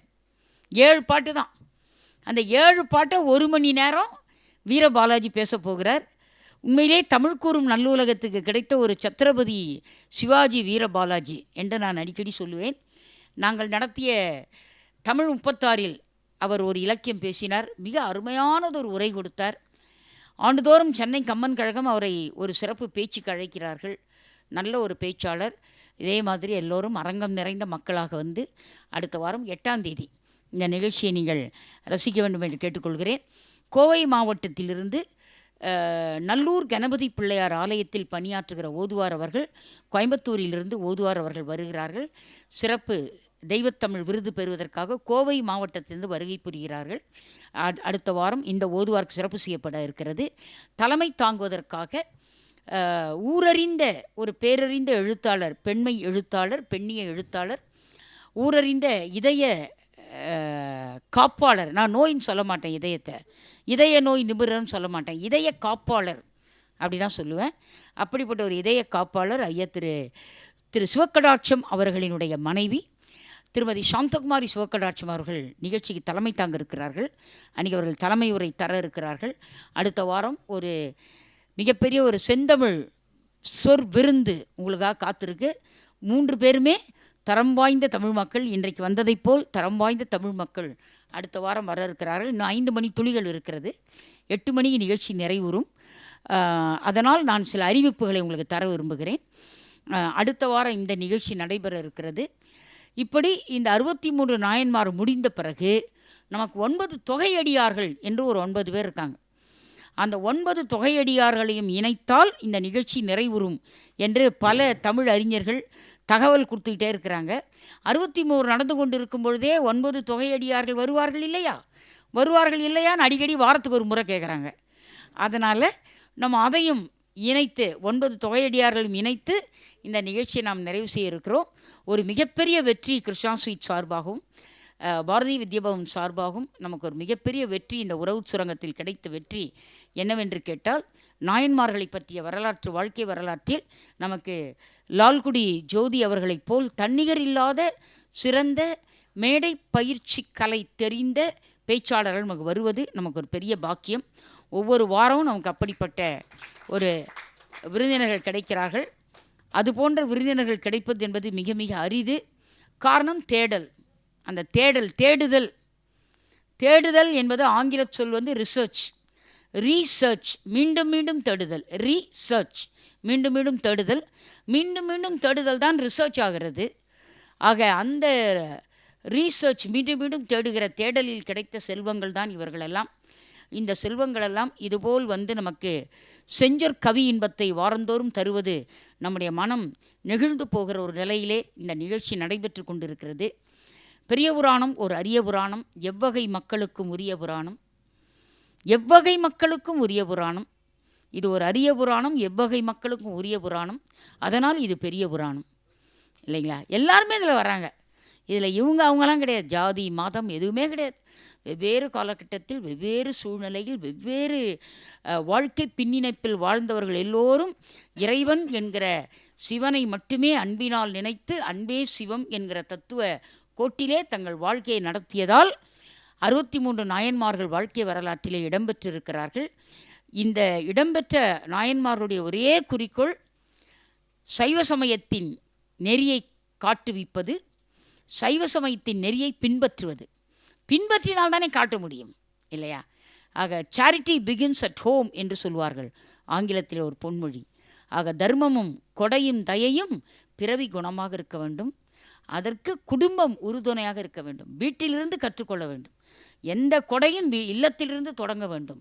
அந்த இல்லத்திலிருந்து தொடங்குகிற அந்த இல்லாள் இந்த அறத்தை செய்வதற்கு தடையில்லாதவளாக இருக்க வேண்டும். அப்படிப்பட்ட தடையில்லாத இல்லாளை பெற்றவர்கள் அடியார் பெருமக்கள். ஒரு அடியவருக்கு கூட மனைவி எதிர்ச்சொல் பேசவே இல்லை. உடனிருந்து பணி செய்தவர்களாகத்தான் இல்லக்கிழத்தி இருந்திருக்கிறாள். இதை எண்ணுகிற போது மனம் உண்மையிலேயே நெகிழ்ச்சியும் மகிழ்ச்சியும் கொள்கிறது. தற்காத்து தற்கொண்டான் பேணி தகை சான்ற சொற்காத்து சோர்விலாள் பெண் என்கிற திருக்குறளின் அடிப்படையில் தான் அந்த பெண்கள் வாழ்ந்திருக்கிறார்கள். தன்னையும் காத்துக்கொண்டு, தன் துணைவனையும் காத்துக்கொண்டு, துணைவனின் பண்புகளையும் காத்துக்கொண்டு, துணைவனின் கொள்கைகளையும் காத்துக்கொண்டு, உற்றார் உறவினர் அனைவரையும் காத்துக்கொண்டு ஒரு காப்பகமாகவே இருந்திருக்கிறார்கள் அடியார்களின் மனைவிமார்கள். இந்த காப்பகத்தை என்னவென்று பாராட்டுவது? ஒரு நண்பர் கேட்டார், பெண்ணி அடியார்கள் கண்டு தனி கூட்டம் நடத்துவீங்களா என்று கேட்டார். பெண்ணி அடியார்கள் எவ்வளவு பேர் இருக்காங்கம்மா, அவங்களுக்கு சேக்கிழார் பாடிய பெண்மையில் 13 பெண்ணிய சிந்தனையாளர் இருக்கிறாங்க, அவர்களுக்கு அடுத்து நடத்தலாமா என்று கேட்டார். நடத்தலாம் அப்படின்னு சொல்லியிருக்கேன். ஏன்னா சேக்கிழாரை பேசுபவர்கள் எப்பொழுதும் எதிர்மறையாக பேசக்கூடாது. நீயே வந்து நடத்தியான்னு சொல்லியிருக்கலாம் இல்லைங்களா? ஆனால் அதெல்லாம் சொல்லலை. ஏன்னா எதிர்மறையாக பேசக்கூடாது, நேர்மறையாகத்தான் பேசணும். இந்த நேர்மறையாகவே பேசக்கூடிய பணியை சேக்கிழார் பெருமான் கொடுத்து விட்ட காரணத்தினால் நாம் அதையே தொடர்ந்து செய்யணும்னு நினைக்கிறோம். ஆக இப்படிப்பட்ட இனிய கூட்டங்களுக்கு நீங்கள் வந்து பெருமை சேர்ப்பது என்பது உங்கள் செவிகள் கௌரவப்பட இருக்கின்றன என்று நான் சொன்னேன்.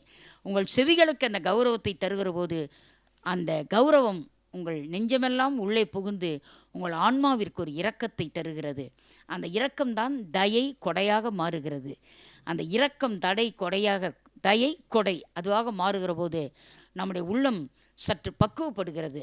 ஆக பக்குவப்படுவதற்கு ஒரு அருமையான இடம் பாரதிய வித்யாபவன் 2ஆம் மாடி இல்லையா, 2ஆம் தளம் என்பதை நாம் மறக்காத வண்ணம் வாரந்தோறும் நம்மை சேக்கிழார் பெருமான் அழைக்கிறார் என்று சொல்லி இந்த அழைப்பினை உங்களுக்கு மனமகிழ்ச்சியோடு கொடுத்து, எவ்வளவு பணிகள் இருந்தாலும் இந்த நாயன்மார் நிகழ்ச்சியை எப்படி இவ்வளவு இனிமையாக நடத்த முடிகிறது என்று கேட்டால் உங்கள் வருகை மட்டுமே அதற்கு காரணம். வேறு எந்த காரணமும் கிடையாது. எப்படி பெரிய புராணத்திற்கு அடியவர்களால் பெருமையோ அதுபோல உறவு சுரங்கத்திற்கு அரங்க மக்களால் பெருமை என்று சொல்லி என்னுடைய நன்றி அறிதலை தெரிவிக்க ஆசைப்படுகிறேன். வாழிய செந்தமிழ், வாழ்க நற்றமிழ், வாழிய பாரத மணித்திருநாடு என்ற வந்தே மாதரத்தை சொல்லி வணங்கி இப்பொழுது ஓதுவார் அவர்கள் சைவ சித்தாந்தத்தின் நெறிமுறைப்படி இறைவணக்கம் வான்முகில் வழாது பெய்க நிறைவு வாழ்த்து பாட நிகழ்ச்சி இனிதே நிறைவு பெற இருக்கிறது. அனைவரும் எழுந்து நிற்குமாறு கேட்டுக்கொள்ளப்படுகிறீர்கள். ஓதுவார் அவர்களினுடைய செம்மாந்த குரலில் நாம் இப்பொழுது சைவ சித்தாந்த தத்துவத்தினுடைய நிறைவு வாழ்த்து பாடலை கேட்டு விடைபெறலாம். வான்முகில் வழாது பெய்க மணிவளம் சுரக்க மன்னன் கோன்முறை அரசு செய்க குறைவிலாதுயிர்கள் வாழ்க நான்மறை அறங்களோங்க நல்தவம் வேள்வி மல்க மேன்மைகொள் சைவ நீதி விளங்குக உலகம் எல்லாம் மேன்மைகொள் சைவ நீதி விளங்குக உலகம் எல்லாம். Chitrambalam. Even before the phrase corporate social responsibility gained significance, it was textured into the group's value systems. And today, this phrase has been redefined by Mr. Murali as citizen social responsibility. Chennai 365, an effort by SKS in association with social, sports and cultural bodies to do good to a vibrant Chennai. To Sri Krishna Sweets, it's no mere rule. It's not just an act.